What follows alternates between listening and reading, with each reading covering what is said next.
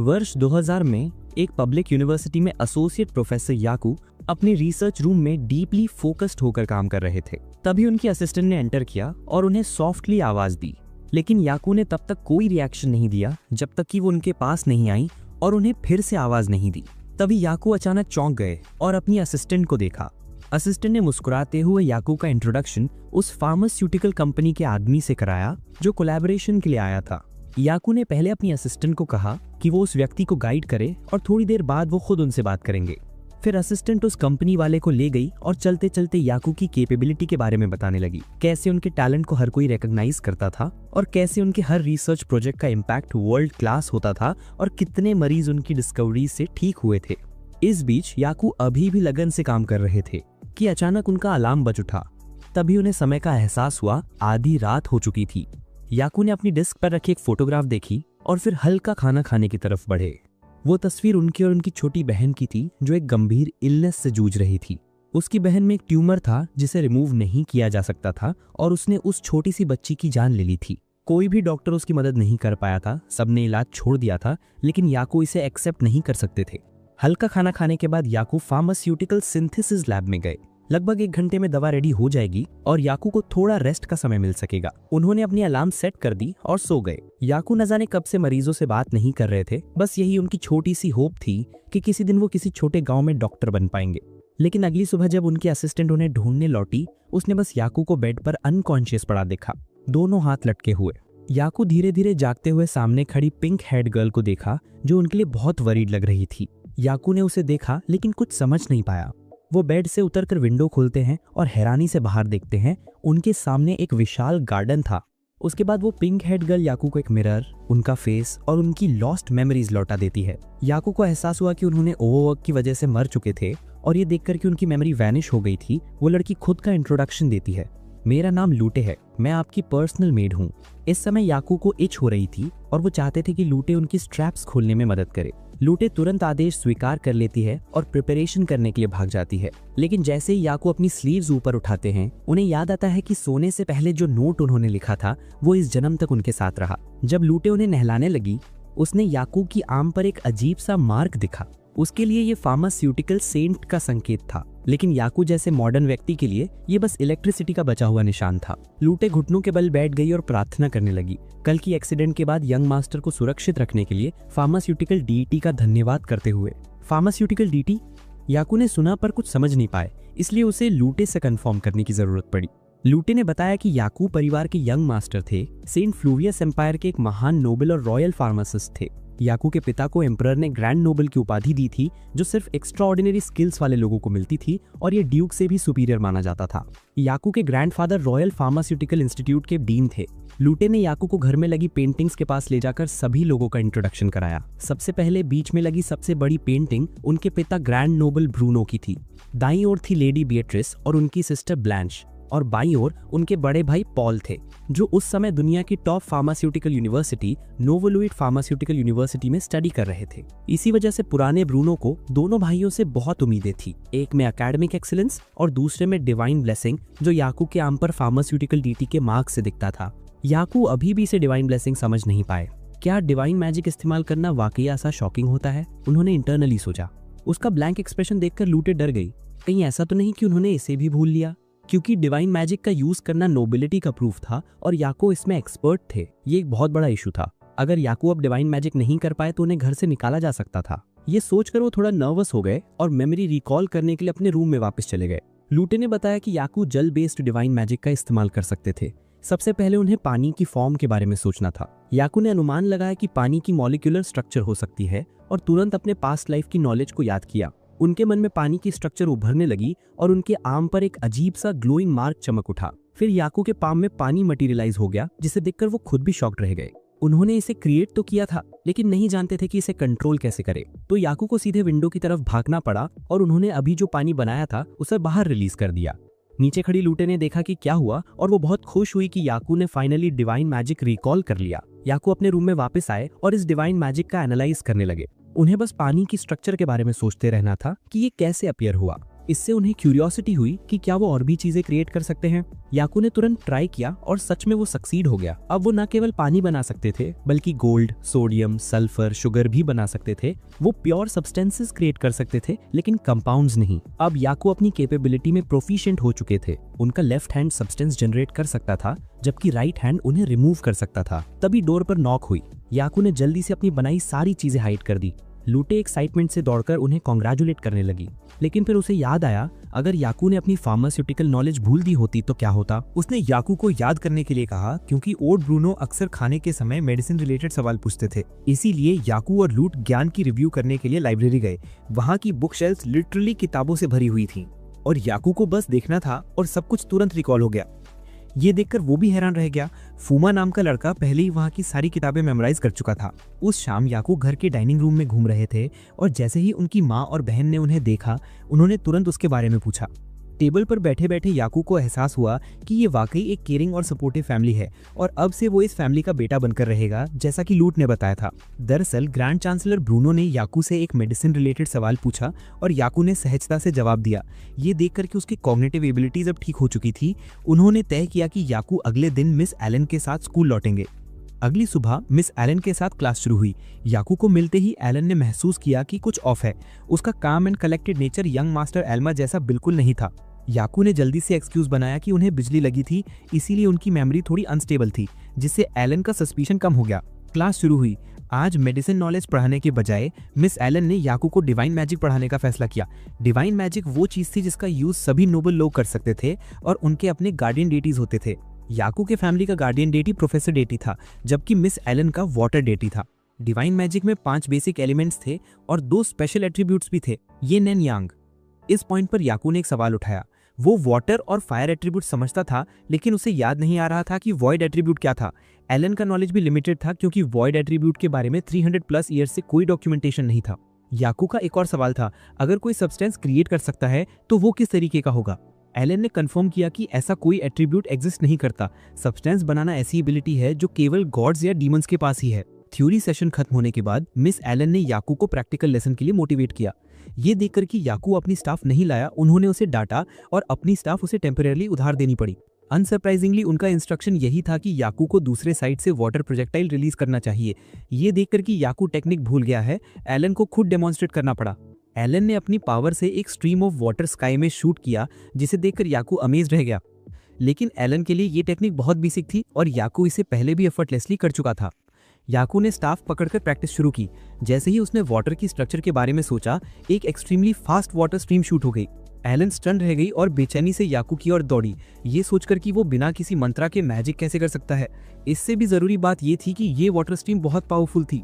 Elon को चिंता हुई कि याकू ने अपनी पूरी लाइफ टाइम की डिवाइन पावर एक ही बार में रिलीज कर दी है, इसीलिए उसे स्टार्स लेकर कंट्रोल करने की जरूरत पड़ी। याकू ने उसे होल्ड किया और वो ग्लो करने लगी, जिससे एलन एक बार फिर डर गई और पूरी तरह हतप्रभ रह गई। ये डिवाइन पावर ऑर्डिनरी इवैल्यूएटर्स की कैपेबिलिटी से बहुत ऊपर थी। इससे पहले कोई भी डिवाइन मेज ऐसा परफॉर्म नहीं कर पाया था। एलन ने बेचैनी से याकू को याद दिलाया कि अब से उसे दूसरों के सामने, यहाँ तक कि अपने फादर के सामने भी इवैल्यूएटर्स को टारगेट नहीं करना चाहिए। क्लास यहीं खत्म हुई। पहले हुए शॉक के कारण एलन का ग्लासेस गिर गया और बिना ग्लासेस के वो घर का रास्ता नहीं देख पा रही थी। याकू को उसका हाथ पकड़कर उसे आगे ले जाना पड़ा। वे आराम करने के लिए एक स्टोन बेंच पर बैठ गए। इस दौरान याकू ने एलन को एक ट्रिक बताई जिससे वो बिना ग्लासेस के भी रास्ता देख सके। अपने हाथ में एक छोटा सा होल बना के उसे लेंस की तरह यूज करना। जैसे ही याकू ये एबिलिटी दिखा रहा था, उसने अनजाने में देखा कि एलन के राइट हैंड की एक फिंगर नीली चमक रही थी। वो उसकी ओर दौड़ा और पता चला कि ये इंजरी आज सुबह ही हुई थी। याकू को ये एबिलिटी अभी पूरी तरह समझ नहीं आई थी, इसीलिए उसने एलन से इसके बारे में पूछा। एलन स्वेटिंग और टेंस्ड हो गई, पीछे हटकर बाकी इंजरीज का इवैल्यूएशन कर रही थी। ये वास्तव में डिवाइन साइट थी। याकू आखिर क्या था? एलन के फेस पर डीप टेरर साफ दिखाई दे रही थी, उसकी शैडो तक नहीं थी। याकू उसे उठाने में मदद करना चाहता था, लेकिन एलन अब इतना डर गई थी कि वो वहीं रुक नहीं सकी और तुरंत भाग गई। अगले दिन याकू को उसके फादर के कमरे में बुलाया गया और टीचर एलन के साथ हुई घटना के बारे में बताया गया। एलन ने तेज बुखार का बहाना बनाया और लंबी छुट्टी मांगी थी। याकू को तुरंत याद आ गया कि कल क्या हुआ था। अब वो जरूर उससे डर रही होगी। मार्किस ब्रूनो ने भी डीप ब्रेथ लिया और एलन को छोड़ दिया। स्टूडेंट्स का नर्चरिंग एक डॉक्टर की ट्रेनिंग का हिस्सा था, लेकिन एलन इसे पूरी तरह मैनेज नहीं कर सकी। फिर उसने याकू को एक लेटर और मेडिसिन की बोतल दी और उसे एलन तक पहुंचाने के लिए कहा। याकू ने यह टास्क एक्सेप्ट किया, मेडिसिन की बोतल ली और अपने रूम में वापस जांचने गए। मार्किस के अनुसार ये केवल स्टेमिना एनहांसिंग मेडिसिन थी, लेकिन अगर एलन को फीवर था तो शायद उसे दूसरी मेडिसिन की जरूरत होगी। याकू ने एलन के घर जाने से पहले तुरंत एक और बॉटल तैयार की। लिविंग रूम में बैठकर उसका इंतजार करते हुए दरवाजा थोड़ा खुला और एलन पूरी तरह आर्मर में पहन के याकू से मिली, क्योंकि वो डर रही थी कि शायद याकू उसे साइलेंस करने आया है। याकू ने जल्दी से एक्सप्लेन किया कि वो बस अपने फादर की मेडिसिन देने आया था। ये सुनकर एलन और घबरा गई। उसे लगा कि मेडिसिन डिलीवरी असल में पॉइजन डिलीवरी हो सकती है, बिकॉज नथिंग लाइक दैट था। याकू ने 2 तरीके की मेडिसिन पेश की, एक अपने फादर की और दूसरी फीवर के लिए, जिसे उसने खुद प्रिपेयर किया था। ऐसा उसने इसलिए किया ताकि वो एलन को कंटिन्यू कर सके पढ़ाना। एलन याकू की इंटेंट समझ नहीं पाई। अगर याकू औषधि देवता का रीइंकार्नेशन था तो उसे अपनी शिक्षा की जरूरत क्या थी? याकू को तो ऐसा बिल्कुल नहीं लगता था। वो खुद को बस एक ऑर्डिनरी इंसान मानता था। यह सुनकर एलन को सिचुएशन समझ में आ गई। अगर याकू यही चाहता था तो वो अब भी उसके साथ रहेगी और बेशक वो याकू के सारे सीक्रेट्स छुपाएगी। याकू मुस्कुराया और एलन का हाथ छूने के लिए आगे बढ़ा और बोला कि उसे उसकी नॉलेज की जरूरत है। डिवाइन मैजिक एक ऐसी शक्ति थी जो माउथ से एक्सप्रेस होती थी। उसके घर में डिवाइन मैजिक सिखाने वाली कोई किताब नहीं थी, सिर्फ मेडिसिनल बुक्स थी। इसलिए अपनी पावर्स को कंट्रोल करने के लिए उसे अभी भी एलन की गाइडेंस चाहिए थी। याकू ने अपने बैग में हाथ डाला और एक बुके ऑफ फ्लावर्स निकाला। उसने इसे एलन को थैंक्स देने के लिए दिया और फिर उसे थोड़ा आराम करने के लिए छोड़ दिया। बुके को पकड़ते ही एलन का फेस ब्लश हो गया। याकू ने जो मेडिसिन दी थी वो पाउडर फॉर्म में थी, ऐसी जो एलन ये पहले कभी नहीं देखी थी, इसलिए वो थोड़ी नर्वस थी। लेकिन जैसे ही उसने सोचा, उसे समझ आया कि फार्मास्यूटिकल डाइटी एक प्रोटेक्टिव डाइटी है और याकू उसे कभी हार्म नहीं करेगा। और तो और जो बुके याकू ने दिया वो स्काई ब्लू फ्लावर्स का था, एलन का फेवरेट कलर। ये सोचते ही एलन ने याकू पर अब कोई सस्पिशन नहीं रखा और उसने मेडिसिन ले ली। अगले दिन एलन याकू से मिलने आए ताकि वो अपनी टीचिंग जॉब कंटिन्यू कर सके। इस बार वो फुल आर्मर पहने हुए थी, लेकिन ये याकू से डर की वजह से नहीं बल्कि अपनी प्रोटेक्शन के लिए, क्योंकि याकू की शक्ति बहुत ज़्यादा थी और उसे कंट्रोल करना मुश्किल था। एलन के काम कंटिन्यू करने का एक और कारण ये था कि वो याकू को ऐसे ही छोड़ नहीं सकती थी। अगर याकू अपनी डिवाइन मैजिक पर कंट्रोल नहीं रख पाए तो शायद पूरा सिटी खतरे में पड़ जाता। एलन मुस्कुराई और याकू को थैंक्स कहा और ये कंफर्म किया कि जो मेडिसिन उसने दी थी वो बहुत इफेक्टिव थी। एलन ने याकू के लिए एक पूरा करिकुलम तैयार किया और उसे पूरी सेफ्टी सुनिश्चित करने के लिए एक डेजर्टेड आइलैंड पर ले गई। लेसन स्मूथ चल रहे थे। हालांकि याकू अभी भी अपनी पावर्स पर कंप्लीट कंट्रोल नहीं कर पा रहा था, एलन इस बार बहुत खुश थी और जब तक वो अपनी पावर्स पर मास्टरी नहीं ले पाता वो खुशी खुशी उसे पढ़ाती रहेगी। अगले दिनों जब एलन के साथ कोई क्लास नहीं होती थी, याकू हवेली में मेडिसिनल आई से प्रैक्टिस करता। वो सिर्फ देखकर डायग्नोस कर सकता था कि लोगों को कहाँ इंजरी हुई है और वहीं से उनकी बीमारी का पता लगाना शुरू कर देता। हवेली में लगभग हर कोई इंजर्ड था, खासकर अंकल सेड्रिक, जिनके पैरों में स्पाइन रिलेटेड इशू था जो लॉन्ग टर्म ट्रीटमेंट मांगता था। प्रैक्टिस से याकू को अपनी एबिलिटीज़ की थोड़ी बेटर अंडरस्टैंडिंग हुई। अगर कोई डिजीज़ पूरी तरह क्योर हो जाती तो एमिटेड लाइट डिसअपियर हो जाती, लेकिन अगर डिजीज़ पार्शियली रिमेन करती तो डिम लाइट बच जाती। ये सारे ऑब्जर्वेशंस याकू ने अपनी नोटबुक में केयरफुली रिकॉर्ड किए। ये सोचकर याकू ने गहरी सांस ली। इस दुनिया में उसका एग्जिस्टेंस सुपरस्टिशन माना जाता था। अगर ये एक्स्ट्रा ऑर्डिनरी एबिलिटी रिवील हो जाती और ये भी कि उसकी कोई शैडो नहीं है तो उसकी डेथ सेंटेंस तय थी। ऐसा ना हो इसके लिए उसे फैमिली के सभी मेंबर्स के साथ ब्लेंड इन करना जरूरी था। सबसे पहले लूट से। याकू को पता चला कि लूट को एक्जिमा है, इसलिए वो तुरंत मेडिसिन बनाने के लिए अपने रूम में दौड़ा। एक हाई रैंकिंग फैमिली के स्टैंडर्ड के हिसाब से सारे नेसेसरी टूल्स पहले से अवेलेबल थे, इसलिए प्रिपरेशन में बस थोड़ा समय लगा। याकू तुरंत उसे लूट के पास ले गया। लड़की बहुत इमोशनल हो गई, उसकी आंखें भर आईं। उसने याकू से कहा कि वो बाकी हाउस सर्वेंट्स को भी कुछ दे। फिर याकू और लूट ने मेडिसिन डिस्ट्रीब्यूट करना शुरू किया और हर रेसिपिएंट बहुत खुश हुआ। क्योंकि ऑर्डिनरी सर्वेंट्स अपने मास्टर से मेडिसिन नहीं ले सकते थे, याकू का फैमिली हाई रैंकिंग था। ओल्ड ब्रूनो केवल अदर नोबल्स का ही ट्रीटमेंट करता था और हाउस होल्ड सर्वेंट्स को स्पेशल प्रिविलेजेस नहीं मिलते थे। ये एक फ्यूडल सोसाइटी थी, इसलिए ये रूल्स हालों से एस्टैब्लिश थे। याकू को ये चीज़ थोड़ी समझ में आई, लेकिन उसके लिए सोशल हायरार्की बिल्कुल सही नहीं थी। लूट को ये बात बिल्कुल सही लगी, क्योंकि अगर ओल्ड मैन सर्वेंट्स की जांच करके रूल ब्रेक कर भी देता, उनके पास फिर भी मेडिसिन अफोर्ड करने के लिए पैसा नहीं होता। फिर याकू और लूट चलते बने और उसे इस इशू पर बहुत सोचना पड़ा। उस समय मेडिसिन की प्राइसेस बिल्कुल भी रीजनेबल नहीं थी और उसके ऑब्जर्वेशन से कोई भी मेडिसिन सच में इफेक्टिव नहीं थी। अगर मेडिसिन सही लोगों तक पहुंच सके तो ये बहुत अच्छा होगा। इस तरह याकू का गोल पूरा हुआ। उसने डिसाइड किया कि अब से वो मेडिसिन उन्हीं लोगों को देगा जिन्हें सच में ज़रूरत है। ये सुनकर लूट बहुत इमोशनल हो गया। उसने हाल ही में याकू में एक बड़ा बदलाव देखा था। अब वो सर्वेंट्स के साथ कोई डिस्क्रिमिनेशन नहीं करता था, इसीलिए वो डेफिनेटली ग्रेट फार्मासिस्ट बनेगा। अगली सुबह जब याकू नाश्ते के लिए आया, उसकी बहन ब्लैंच कहीं दिखाई नहीं दी और उसके पेरेंट्स के फेसेस बहुत सीरियस थे। तभी याकू को पता चला कि ब्लैंच को चिकन पॉक्स हो गया है। ये एक वायरल इन्फेक्शन था। चिल्ड्रन में इन्फेक्शन रिस्क ज़्यादा होता है, लेकिन एक बार रिकवर होने के बाद चांसेस ऑफ री इन्फेक्शन बहुत लो होते हैं। अर्थ पर यह डिजीज ज़्यादा डेंजरस नहीं थी, लेकिन मिस्टर ब्रूनो के फेस को देखकर याकू समझ गया कि यहाँ ये सीवियर हो सकता है। मिस्टर ब्रूनो ने डिसाइड किया कि अब 3 वीक्स तक कोई ब्लाइंड से कांटेक्ट नहीं करेगा और केयर कुछ हाउस होल्ड सर्वेंट्स करेंगे। याकू को थोड़ी अनीज हुई क्योंकि ब्लैंच अभी भी सिर्फ एक बच्ची थी, उसे अकेला छोड़ना ठीक नहीं लगा। मिस्टर ब्रूनो के लिए बिल्कुल नॉर्मल था, क्योंकि 4 साल पहले उन्होंने याकू के साथ भी ऐसा किया था। याद दिलाने के बाद उन्हें काम था और वो तुरंत चले गए। याकू अपने रूम में वापस आया और चिकन पॉक्स का ट्रीटमेंट प्लान बनाने लगा। वो अपनी सब्सटेंस क्रिएटिंग एबिलिटी की मदद से मेडिसिनल इंग्रेडिएंट्स आसानी से जुटा सकता था। तभी उसे मौका मिला जब सर्वेंट्स ध्यान नहीं दे रहे थे और वो ब्लैंच के रूम में घुस गया। उसने अपनी मेडिसिनल आई से डायग्नोज किया और कंफर्म किया कि ये सच में चिकन पॉक्स था।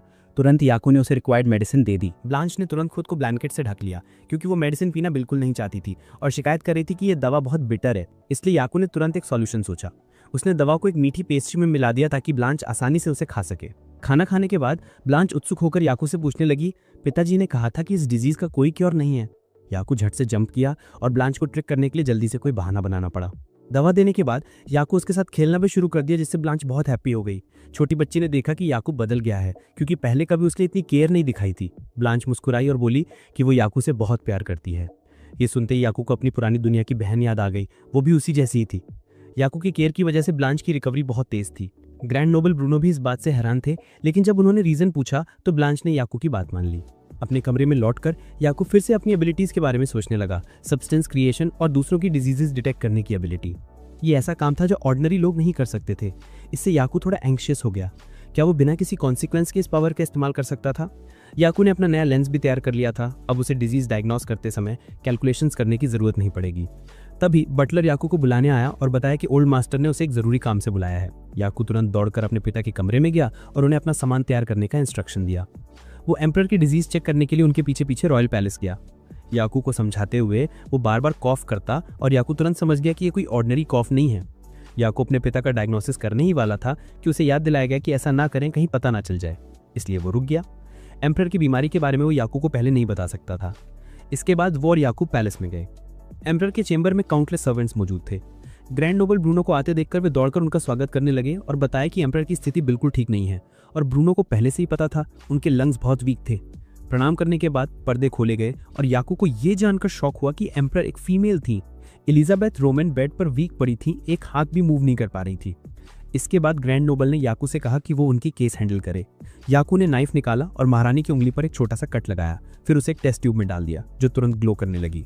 याकू बस देखता रहा, समझ नहीं पा रहा था कि क्या डिजीज डिटेक्ट इसी तरह होती है। जब एम्परर के बेड के पर्दे फिर से बंद हुए तो एस्ट्रोलॉजर्स गए जो सिर हिलाकर बता सके कि एम्परर का फेट बहुत खराब है, शायद अब ज्यादा दिन नहीं बचे। ब्रूनो बस मुंह बनाकर ट्रूथ एक्सेप्ट कर सकता था, हालांकि उन्हें लगता था कि अगर वे महारानी की प्रॉपर केयर करे तो थोड़ी होप तो हो सकती थी। उन्होंने याकू को अपने पीछे बुलाया। उसका काम था कि जब तक पिता मेडिसिन प्रिपेयर करे उनके पास खड़ा रहे और मदद करे। इस समय याकू के मन में दुनिया के फार्मासिस्ट के बारे में अनगिनत थॉट्स घूम रहे थे। उन्हें फ्रीडम थी कि वो मेडिसिन खुद लिखें, इसलिए वो सेम टाइम में ट्रीटमेंट और मेडिसिन प्रिपरेशन कर सकते हैं। स्टैंडिंग वहां पर याकू ने तुरंत पहचान लिया कि ग्रैंड नोबल कुछ प्रकार की ओपियम यूज कर रहे हैं। शायद वो किसी बेहोशी की दवा प्रिपेयर कर रहे थे। प्रिपरेशन के बाद महारानी के बेड के पास पहुंची। उन्होंने वीक होकर ब्रूनो की तरफ देखा और सच बताने को कहा कि क्या उनकी हेल्प पॉसिबल है। महारानी को अश्योर करने के लिए ब्रूनो ने अभी तैयार की गई मेडिसिन वाइल दिखाई और कहा कि ये बहुत इफेक्टिव है और इससे उन्हें ब्रीदिंग में मदद मिलेगी। याकू खड़ा देखता रहा, इसे एक्सेप्ट नहीं कर पा रहा था। ये मेडिसिन सिर्फ उनके दर्द को टेम्परेरी रिड्यूस कर रही थी और कोई परमानेंट इफेक्ट नहीं था। इस समय एम्परर के क्लोज लोग ट्रूथ एक्सेप्ट कर चुके थे और आपस में विस्पर कर रहे थे कि प्रीस्ट को बुलाने का आदेश दिया जाए। एम्परर शायद कल शाम तक ही जीवित रहेंगी। याकू ने अपनी आईब्रोज उठाई। इसे एक्सेप्ट नहीं कर सकता था। इस कमरे में इतने सारे लोग खड़े थे, फिर भी कोई उन्हें ठीक नहीं कर सकता था। प्रीस्ट को बुलाना और पेन किलर देना, उन्हें पेनलेस डेथ में हेल्प करना, इससे अलग कुछ नहीं था। अब और ना देख पाने के कारण याकू ने अपनी मेडिकल आई एक्टिवेट की और महारानी का डायग्नोसिस शुरू कर दिया। उन्हें कई बीमारियां थी। लंग्स बहुत वीक थे, कैंसर, ब्रोंकियल डायलेशन और निमोनिया भी। याकू ने और गौर से देखा, ये ऑर्डिनरी निमोनिया नहीं थी, ये पल्मोनरी ट्यूबरक्लोसिस थी, जिसे प्यार से व्हाइट डेथ कहा जाता है। उस समय सीटी स्कैन नहीं था, इसलिए महारानी का इलाज केवल मेडिसिन से ही पॉसिबल था। याकू के माइंड में तुरंत 4 ट्रीटमेंट प्लान्स आए और रिफैम्पिसिन सबसे इफेक्टिव साबित हुई। लेकिन ये मेडिसिन बनाना आसान नहीं था, क्योंकि मॉलिक्यूलर वेट बहुत हाई था और स्ट्रक्चर कॉम्प्लेक्स था। अगर वो फेल होता तो क्या होता, ये सोचकर याकू थोड़ा एंग्शियस हो गया। लेकिन जब महारानी के बच्चे रोकर कमरे में आए तो याकू में एक डॉक्टर लाइक डिटर्मिनेशन वापस आ गया। उसे अपने पेशेंट का सामना करना था, डिजीज का सामना करना था और महारानी की जान बचानी थी। याकू ने डीप ब्रेथ लिया और पूरे डिटर्मिनेशन के साथ महारानी के बेड साइड गया, उन्हें प्रणाम किया और अपनी डिजायर टू ट्रीट एक्सप्रेस की। ब्रूनो चौंक गया। उसे लगा कि उसका बेटा जल्दबाजी में है और उसे रोकना चाहिए, लेकिन महारानी ने उसे रोक दिया। याकू के कॉन्फिडेंस में इतना दम था कि उसने ट्रीटमेंट एक्सेप्ट करने का अश्योरेंस दिया। याकू की आंखों में डिटर्मिनेशन देखकर महारानी ने कमरे में मौजूद ऑफिशियल्स को भी रोक दिया। जब वो हेल्दी थी तो वो देश की सबसे पावरफुल डिवाइन मैजिक यूजर थी, इसलिए वो डिसाइड कर सकती थी कि किस पर ट्रस्ट करना है। वो याकू की आंखों में देख सकती थी कि यही वो अकेला व्यक्ति है जिसने हार नहीं मानी, इसलिए उसने अपना जीवन पूरी तरह से याकू को सौंपने का फैसला किया। याकू ने मिशन एक्सेप्ट किया और तुरंत अपने रूम में बंद हो गया। बाहर दस्तक दे रहे पिता की बात इग्नोर कर दी। याकू अपने काम पर फोकस्ड रहा। उसका मकसद था दवा के जरिए ट्यूबरकुलोसिस वायरस को खत्म करना। उसे 3-4 अलग अलग मेडिसिन को मिलाना था। याकू ने अपने मन में हर मेडिसिन की मोलेकुलर स्ट्रक्चर विजुअलाइज की, उन्हें नोट्स में लिखा और अपनी पावर का इस्तेमाल करके दवाओं को बनाना शुरू किया। तभी ब्रूनो दरवाजा तोड़कर अंदर आया और एंग्रीली कहा कि इस दुनिया का कोई भी फार्मासिस्ट व्हाइट डेथ का इलाज नहीं कर सकता और रैंडम नॉलेज का इस्तेमाल करना कोई फार्मासिस्ट वर्क नहीं माना जाएगा, खासकर जब न्यू ट्रीटमेंट हो। ब्रूनो बहुत गुस्से में था और याकू से तुरंत ऐसा करने को कहा, लेकिन याकू ने उसकी बात नहीं मानी। याकू ने अपने पिता को भरोसा दिलाया कि उसके पास महारानी के इलाज के लिए रेमेडी है और वो ऐसा अपने पिता को बचाने के लिए भी कर रहा है। उसने अपने फादर की बात अनसुनी कर दी और मिक्सचर बनाना जारी रखा। तभी ब्रूनो ने अपना नोटबुक खोल दिया। याकू तुरंत पलटा और दोनों के बीच एक आइस वॉल बना दी, जिससे ब्रूनो शॉक हो गया। उसे ये जानकर डिसबिलीफ हुआ कि याकू बिना किसी डिवाइन स्टाफ या चैंट के भी डिवाइन मैजिक कर सकता है। उसे ठंडा पसीना आ गया। उसने अपनी डिवाइन स्टाफ याकू की तरफ तानी और पूछा कि वो कौन है। जब उसने याकू के हाथ पर चमकता हुआ मार्क देखा तो उसे एहसास हुआ कि ये पवित्र सील था। ब्रूनो ने सिर पकड़ लिया और विलाप करते हुए कहा कि उसे विश्वास नहीं हो रहा कि उसके बेटे को मेडिसिन गॉड का ब्लेसिंग मिला है। इस पर ब्रूनो ने अपनी स्टाफ वापस खींच ली और याकू को फिर याद दिलाया कि महारानी ने उसकी दवा पर अपनी जान की रिस्क ली थी, इसलिए उसे भी इस न्यू ट्रीटमेंट पर अपनी जान की बाजी लगानी होगी। यही एक फार्मासिस्ट की जिम्मेदारी और ऑनर है। याकू समझ गया और उसने आइस वॉल हटा दी, फिर अपने काम पर पूरी तरह फोकस हो गया। अपने बेटे को इतने कंसंट्रेशन से मेडिसिन बनाते देख ब्रूनो को उसकी बचपन की यादें आ गईं और उसने अनजाने में याकू से पूछ लिया कि क्या वो सच में उसका बेटा है।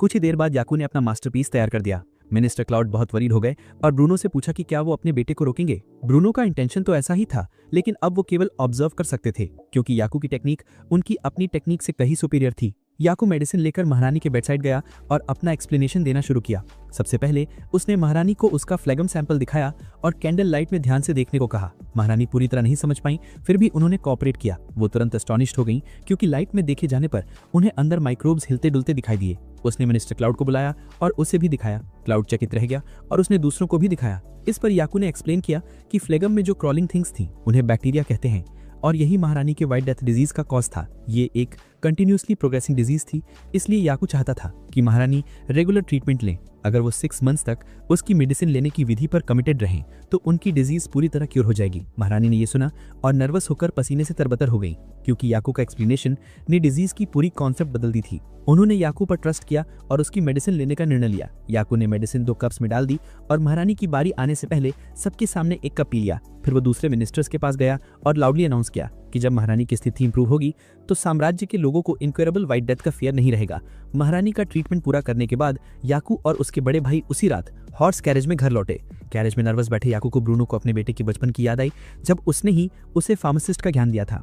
फार्मासिस्ट बनने के लिए केवल नॉलेज नहीं बल्कि मरीजों के साथ कॉम्पैशनेट हार्ट भी चाहिए। यही ब्रूनो का प्रिंसिपल था। लेकिन जब तक याकू पर इलेक्ट्रिसिटी स्ट्राइक नहीं हुई तब तक उसे एहसास नहीं हुआ कि वो पेशेंट्स के बारे में कितना वरीड रहता था और अपने बेटे के लिए कुछ नहीं कर पाया। अब ब्रूनो को यकीन हो गया कि सामने खड़ा लड़का सच में उसका बेटा नहीं था। हैवेली के गेट्स पर पहुंचकर याकू ने आखिरकार फादर को कॉल किया। उसने अपने केस फाइल निकाली इस होप में कि फादर भी इसे यूज करेंगे। ब्रूनो ने तुरंत एक्सेप्ट कर लिया क्योंकि उसके बेटे को ब्लेसिंग ऑफ मेडिसिन गॉड प्राप्त था। अगर यही देवता की इच्छा होती तो वो मान जाता। याकू ने ये सुना और इमीडिएटली रिफ्यूज कर दिया। उसने कहा कि वो बस एक ऑर्डिनरी अप्रेंटिस फार्मासिस्ट है। इस पावर के बावजूद ब्रूनो ने ही उसे सिखाया था कि डाइंग पेशेंट का सामना कैसे करना और उन्हें कंफर्ट देना। ब्रूनो ने उसे गाइड किया था। याकू ने ब्रूनो के सामने हाथ बढ़ाया और एक प्रॉमिस किया कि अब से वो उसके साथ मेडिकल पाथ पर चलेगा और दुनिया भर में जरूरतमंदों की मदद करेगा। याकू महारानी की चेकअप की जिम्मेदारी संभाले 3 मंथ्स हो चुके थे। अब वो ब्रूनो मेडिकल नॉलेज एक्सचेंज करने लगे थे। इसी बीच ब्रूनो ने याकू को बताया कि नोवा मेडिकल यूनिवर्सिटी के लोग उससे व्हाइट डेथ ट्रीटमेंट का फॉर्मूला मांग रहे थे। चूंकि ये याकू की अचीवमेंट थी इसलिए उसने उन्हें प्रॉपर एक्सप्लेनेशन दिया। ये डिवाइन पावर थी, इसलिए अगर उन्हें पता भी चलता तो वो इसे इनहेंस नहीं कर सकते थे। ये सुनकर याकू ने तुरंत रिफ्यूज कर दिया। उसने कहा कि दवा बिना किसी डिवाइन मैजिक के बनाई गई है और एक दिन वो इसे पूरी दुनिया के साथ शेयर करेगा। ब्रूनो को याकू को व्हाइट डेथ के बारे में रिमाइंड करने के लिए एक और बात करनी थी। इस बार उसे शक हुआ कि कोई महारानी को टारगेट करने के लिए महल में डिजीज लाया है। याकू को ऐसा नहीं लगा क्योंकि ये कॉन्टेजियस डिजीज थी। इसे महल में लाना और सीधे महारानी को अटैक करना बहुत मुश्किल था। अब महारानी का चेकअप टाइम आ गया। याकू खड़ा हुआ और पहले जाने की परमिशन ली। ब्रूनो बैठा रहा, याकू की फॉर्मूला शीट पढ़ता रहा और नर्वस हो गया ये सोचकर कि उसे इस लेवल तक पहुंचने में कितना समय लगेगा। याकू महल में दाखिल हुआ और महारानी के रूम के सामने प्रिंस नोहा से मिला। याकू को अपनी मदर की जांच करने की परमिशन देने से पहले नोहा ने उसे एक बहुत ही इंटरेस्टिंग न्यूज दी। महारानी इस बार याकू के कंट्रीब्यूशन के लिए एक बड़ा रिवॉर्ड देने वाली थी। याकू की इंडिफरेंस बिल्कुल वैसी नहीं थी जैसी नोहा ने इमेजिन की थी। इससे लड़का इरिटेट हो गया और याकू पर चिल्लाने लगा।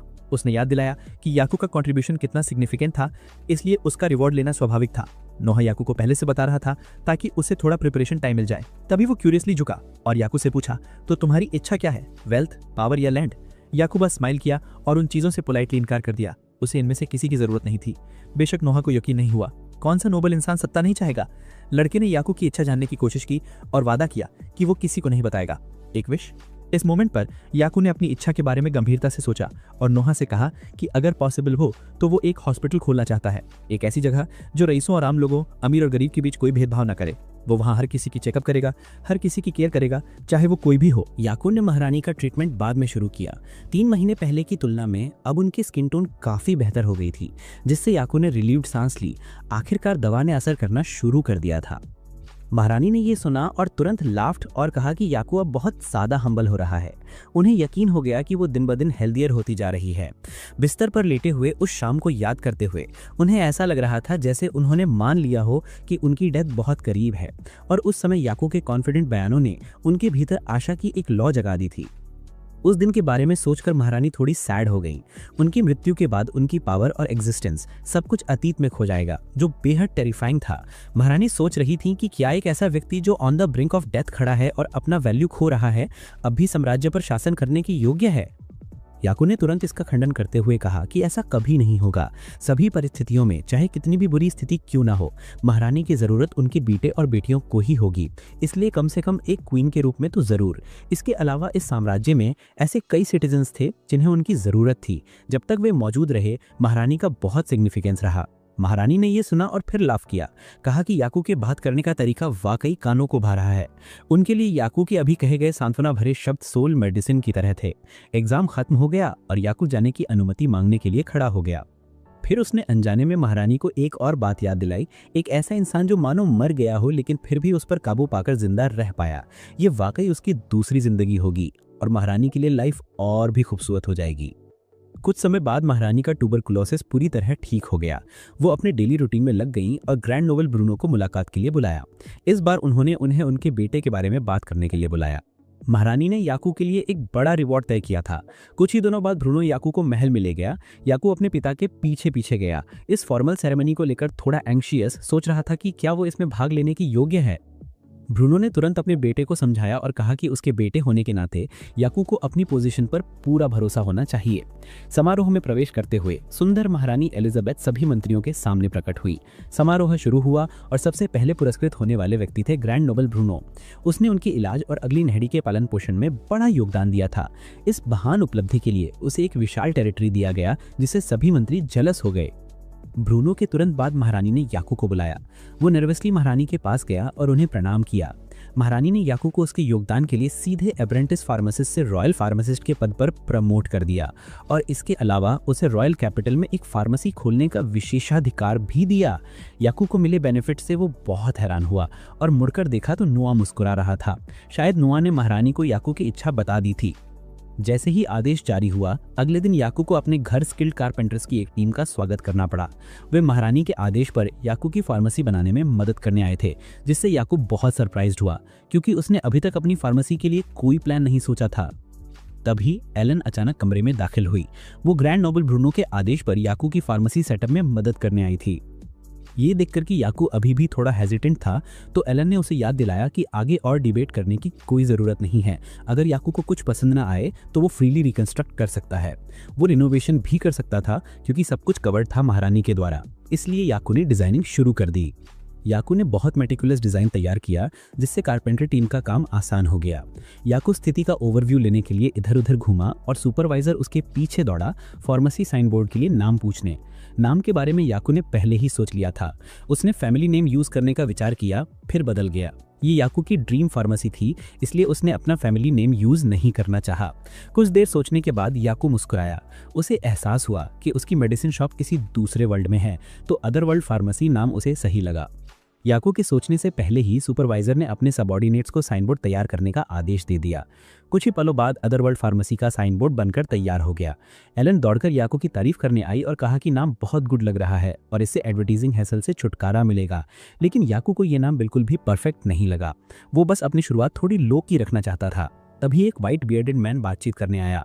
उसने अपना परिचय बुरान के रूप में दिया, जो रॉयल फार्मासिस्ट एसोसिएशन का प्रमुख है और इस बड़ी फार्मेसी के ओनर से मिलना चाहता है। तो याकू आगे बढ़ा और उसने रिप्लाई दिया। कुछ ही वाक्यों के बाद बुरान ने याकू का मॉक करना शुरू कर दिया, कहते हुए कि वो सेलिंग कैंडी, जिससे एलन थोड़ी अनकंफर्टेबल हो गई। वो याकू के पक्ष में खड़ी होने ही वाली थी, लेकिन उसने उसे रोक दिया।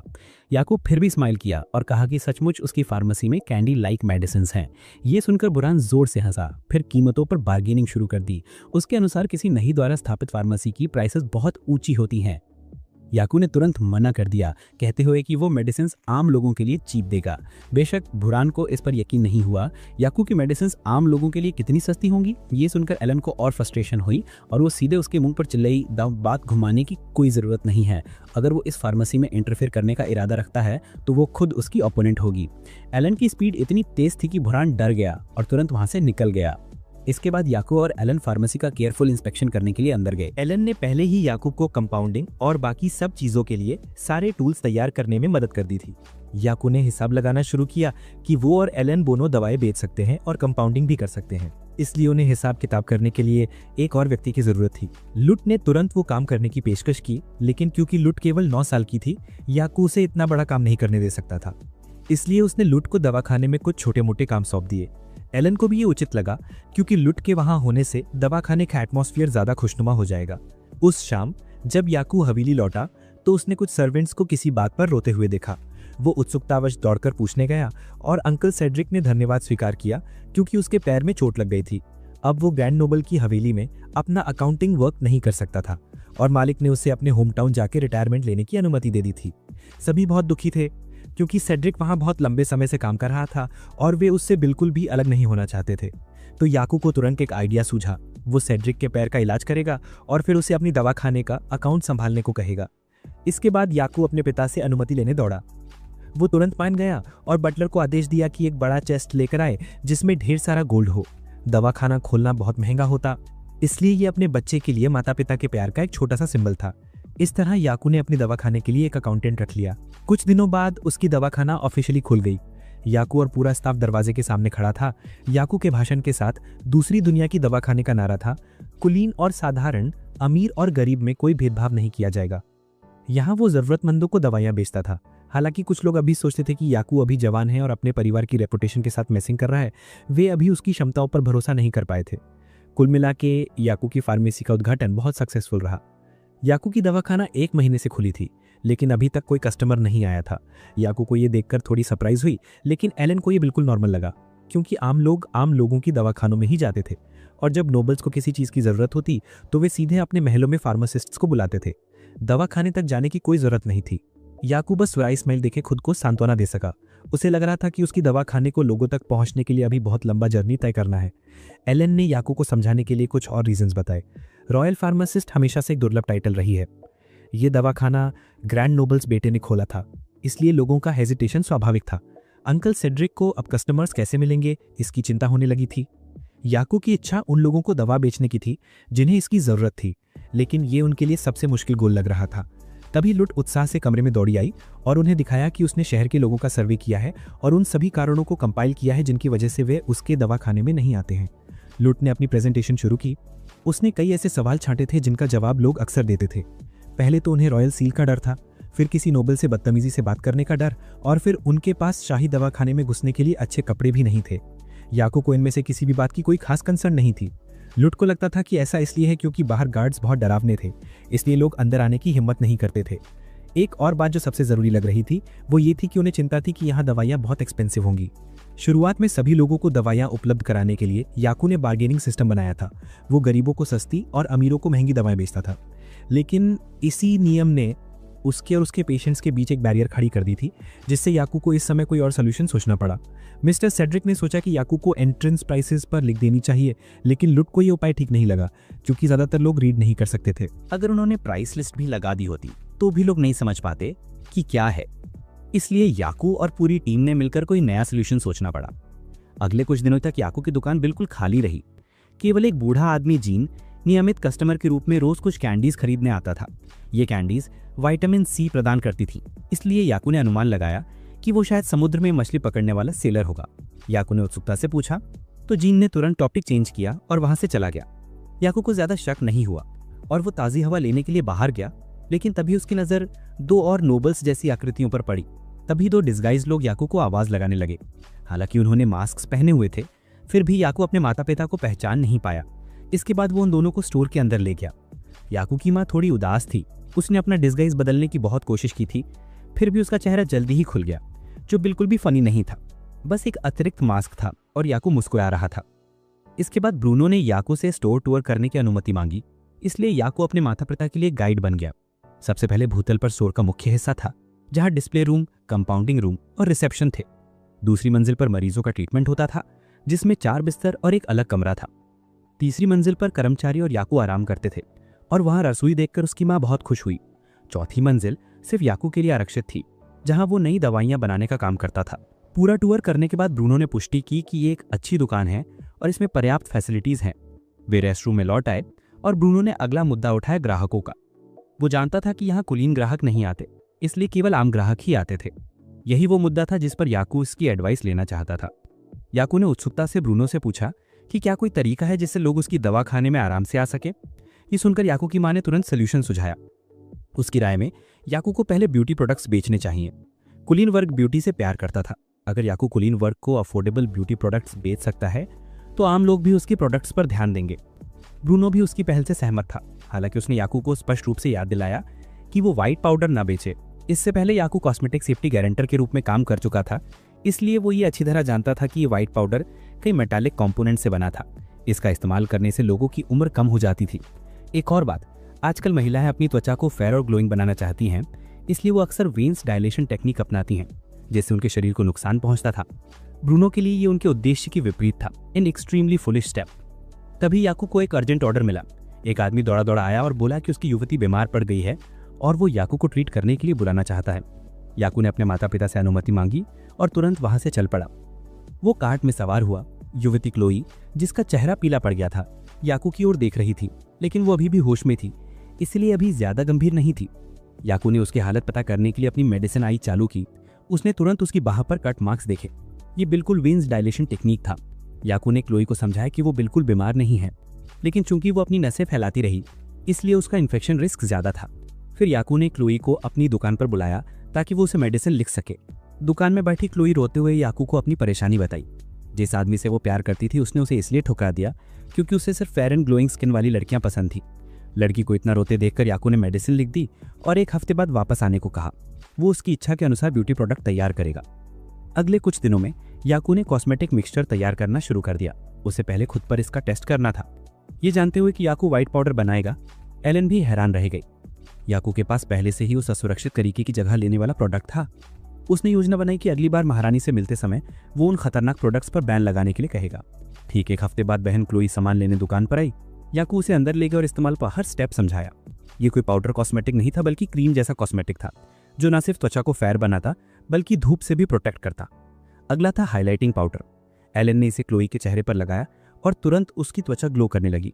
कुछ ही पल बाद जब ब्यूटी ट्रीटमेंट पूरा हुआ, क्लोई ने मिरर में खुद को देखा और यकीन नहीं हुआ कि उसका चेहरा इतना स्मूथ और रेडिएंट हो सकता है। ये उसके द्वारा पहले इस्तेमाल किए गए कॉस्मेटिक से बिल्कुल अलग था। और अंत में क्लोई के सोने से पहले इस्तेमाल किया जाने वाला मेकअप रिमूवर उसकी त्वचा को और भी ग्लोई बनाता था। क्लोई को कॉस्मेटिक सेट मिला और वो इन टीयर्स फूट पड़ी। अब उसे नसों के फैलने का दर्द नहीं सहना पड़ेगा। इसके बाद अंडरवर्ल्ड फार्मेसी की नई कॉस्मेटिक लाइन के प्रचार प्रसार की श्रृंखला शुरू हुई। लट ने दुकान के बाहर एक बास्केट लेकर लोगों को इसे आजमाने के लिए बुलाया। रईसों द्वारा यूज किए जाने वाला ब्यूटी प्रोडक्ट, लेकिन बहुत अफोर्डेबल, इसलिए महिलाओं में ही एक्सट्रीमली पॉपुलर हो गया। कुछ ही देर में याकू की दुकान क्राउडेड हो गई। सच कहूं तो कोई भी रूमर मुंह से बाती से ज्यादा तेजी से नहीं फैलता। याकू के स्टोर में ग्राहकों की भीड़ देखकर पुरुष ग्राहक भी उत्साहित हो गए और सर्विस एक्सपीरियंस लेने के लिए आए। सिस्टर क्लोई भी अपनी करीबी फ्रेंड को मदद के लिए साथ लाई, लेकिन अचानक बढ़ती डिमांड के कारण याकू तेजी से प्रोडक्शन पूरा नहीं कर पा रहा था। तो सिस्टर क्लोने ने तुरंत एक बिजनेस प्रपोजल रखा। वो चाहती थी कि याकू अपनी खुद की एक डिस्टिंक्ट कॉस्मेटिक कंपनी खोले और वो इस वेंचर में इन्वेस्टर बनेंगी। ऐसा लग रहा था कि याकू को ही इसका सबसे ज्यादा फायदा होगा, इसलिए उन्होंने अंकल सेड्रिक से राय ली और उन्हें भी ये लग गया कि ये याकू के लिए बेहद बेनिफिशियल है। चटालियन फैमिली के साथ व्यापार करना वाकई बहुत सौभाग्य की बात थी। कागजी कार्रवाई मिस्टर सेड्रिक संभाल लेंगे, इसलिए याकू को बस अप्रूवल देना था। इस तरह कुछ ही दिनों में याकू का कॉस्मेटिक स्टोर तैयार हो गया। सिस्टर क्लूने ने याकू के लिए बेस्ट कॉस्मेटिक फार्मासिस्ट भी नियुक्त किए। सभी की मेहनत का नतीजा ये हुआ कि जब अगली टीम मीटिंग हुई तो लेट की रिपोर्ट्स को यूजर्स की भरपूर प्रशंसा मिली, जिससे याकू को अंडरवर्ल्ड फार्मेसी को और भी विकसित करने की प्रेरणा मिली। महारानी ने याकू को महल में बुलाया। नए ब्यूटी प्रोडक्ट्स होने के बावजूद उन्हें इस्तेमाल न करने देना महारानी को थोड़ी अनॉय कर गया। सांत्वना देने के लिए याकू ने उन्हें एक नया प्रोडक्ट दिया। इसके बाद उन्होंने उस खतरनाक वेन डायनेशन उपाय पर चर्चा की। विचार विमर्श के बाद महारानी ने पूरे साम्राज्य में उस उपाय पर बैन लगा दिया। एक और बात, वो चाहती थी कि याकू दवाइयों और ब्यूटी प्रोडक्ट्स की कीमतें बढ़ा दे। उसकी दवाइयों की कीमतें बहुत कम थी और अगर ऐसा ना किया गया तो दूसरे व्यापारी ट्रेड जारी नहीं रख पाएंगे, जिससे साम्राज्य की इकोनॉमी प्रभावित होगी। महारानी ये भी चाहती थी कि याकू नए कॉस्मेटिक फॉर्मूला साझा करे। याकू देश के कॉस्मेटिक्स इंडस्ट्री पे मोनोपोली नहीं कर सकता था। याकू ने ये सुना और तुरंत मान गया, क्योंकि वो लंबे समय से ये नॉलेज दूसरों के साथ साझा करना चाहता था। इनाम मिलने के बाद उसे जाकर इसका इंस्पेक्शन तो करना ही था। ब्रूनो ने याकू को मर्सील रीजन में स्थिति का निरीक्षण करने के लिए ले गया। ये एक बहुत बड़ा क्षेत्र था जो महारानी ने ब्रूनो को तब दिया था जब उसने उनकी बीमारी के इलाज में योगदान दिया था। ये रीजन साम्राज्य का प्रमुख पोर्ट माना जाता था और औषधीय हर्ब्स का बड़ा उत्पादक भी। याकू के लिए इस क्षेत्र का इनहेरिटेंस वैल्यू बहुत बड़ा था। अब ब्रूनो फॉर्मर ओनर द्वारा बताई गई सभी समस्याओं पर ध्यान दे रहा था। सब कुछ स्थिर रूप से चल रहा था, सिवाय एक इशू के जो पिछले ओनर को सिरदर्द दे रहा था। ये इशू नेडेल राज्य के ईस्ट आइडन ट्रेड एसोसिएशन के बारे में था। वो टैक्स इवेजन के लिए उस राज्य की अथॉरिटी ढाल की तरह इस्तेमाल कर रहे थे। ब्रूनो ने थोड़ी देर सोचा और फिर डिसीजन लिया। वो अगले कदम पर विचार करने से पहले याकू की राय सुनना चाहता था। संभव हो तो वो टैक्स थोड़ा कम करना चाहता था ताकि स्थिति सुधरे। तभी उसने याकू की ओर देखा और लॉर्ड ने तुरंत उसका इरादा समझ लिया। उसने याकू को बताया कि इस क्षेत्र का सी बहुत सुंदर है और थोड़ा वहां जाकर प्ले करना चाहिए। ये जानकर कि यहाँ रुकने से कुछ हासिल नहीं होगा, याकू तुरंत वहां से चला गया। सी शोर पर कदम रखते ही उसने देखा कि ब्लांच और लट रेत का कासिल बना रहे थे। याकू को आते देख ब्लांच ने उसका हाथ पकड़ लिया और क्यूट जेस्चर्स करते हुए थोड़ी देर खेलने की अनुमति मांगी। ये देखकर लट भी तुरंत उनके साथ खेलने लगी और याकू से वादा किया कि वो उस यंग मिस्ट्रेस पर कड़ी नजर रखेगी। दोनों ने इतनी जोर से मिन्नतें की कि याकू को मानना पड़ा, लेकिन वो सिर्फ अपने पैरों तक ही पानी में जा सकते थे, ज्यादा दूर नहीं। एलन भी वहां मौजूद थी। दोनों बच्चों को खुश देखकर उसका भी मन हुआ कि वो नीचे जाकर सी में खेल ले। एलन ने याकू को अपने साथ आने के लिए बुलाया, लेकिन उसने मना कर दिया और किनारे पर बैठकर ब्लांच को देखता रहा। उस छोटी बच्ची को देखकर याकू को अपनी पुरानी बहन याद आ गई। जब वो पुरानी दुनिया में था तो हर साल याकू अपने बहन के साथ बीच पर जाता था। उसकी बहन भी समुद्र में खेलना चाहती थी, लेकिन बहुत छोटी थी, इसलिए याकू राजी नहीं हो सका। उसे मनाने के लिए याकू ने वादा किया था कि जब वो 5 साल की होगी तो वो उसे सी प्ले करने देगा। दोनों भाई बहन ने वादा करते हुए अपनी फिंगर्स आपस में फंसा ली, लेकिन तभी पता चला कि उसकी बहन को गंभीर बीमारी है और याकू का वादा अब पूरा नहीं हो सकता। ये सोचते ही याकू को लट की स्क्रीम सुनाई दी। समुद्र की लहरें ब्लांच को खींच रही थी। बिना सोचे समझे याकू तुरंत समुद्र में कूद गया, लेकिन धारा उल्टी थी और ब्लांच दूर तक खींचती चली गई। छोटी बच्ची धीरे धीरे थककर डूबने लगी। याकू अपनी बहन को फिर से खोने का ग्रीफ सहन नहीं कर सकता था। बहाव बहुत तेज था। अगर याकू गोता भी लगा लेता तो भी ब्लांच को पकड़ना मुश्किल होता। तभी याकू के मन में एक विचार आया, काश समुद्र का पानी न होता तो वो ब्लांच को पकड़ लेता। तुरंत याकू के हाथ पर लगी सेक्रेट सील चमक उठी और समुद्र के बीचों बीच एक बड़ा गोल होल बन गया जिसमें बिल्कुल भी पानी नहीं था। एलन ने आंखें मली होश में आई और सीन को घूरने लगी। उसने सोचा कि याकू ने शायद डिवाइन मैजिक इस्तेमाल किया होगा, लेकिन करीब से देखा तो पता चला कि ऐसा नहीं था। जहां वो खड़ी थी वहां समुद्र तल था और रेत बिल्कुल सूखी थी।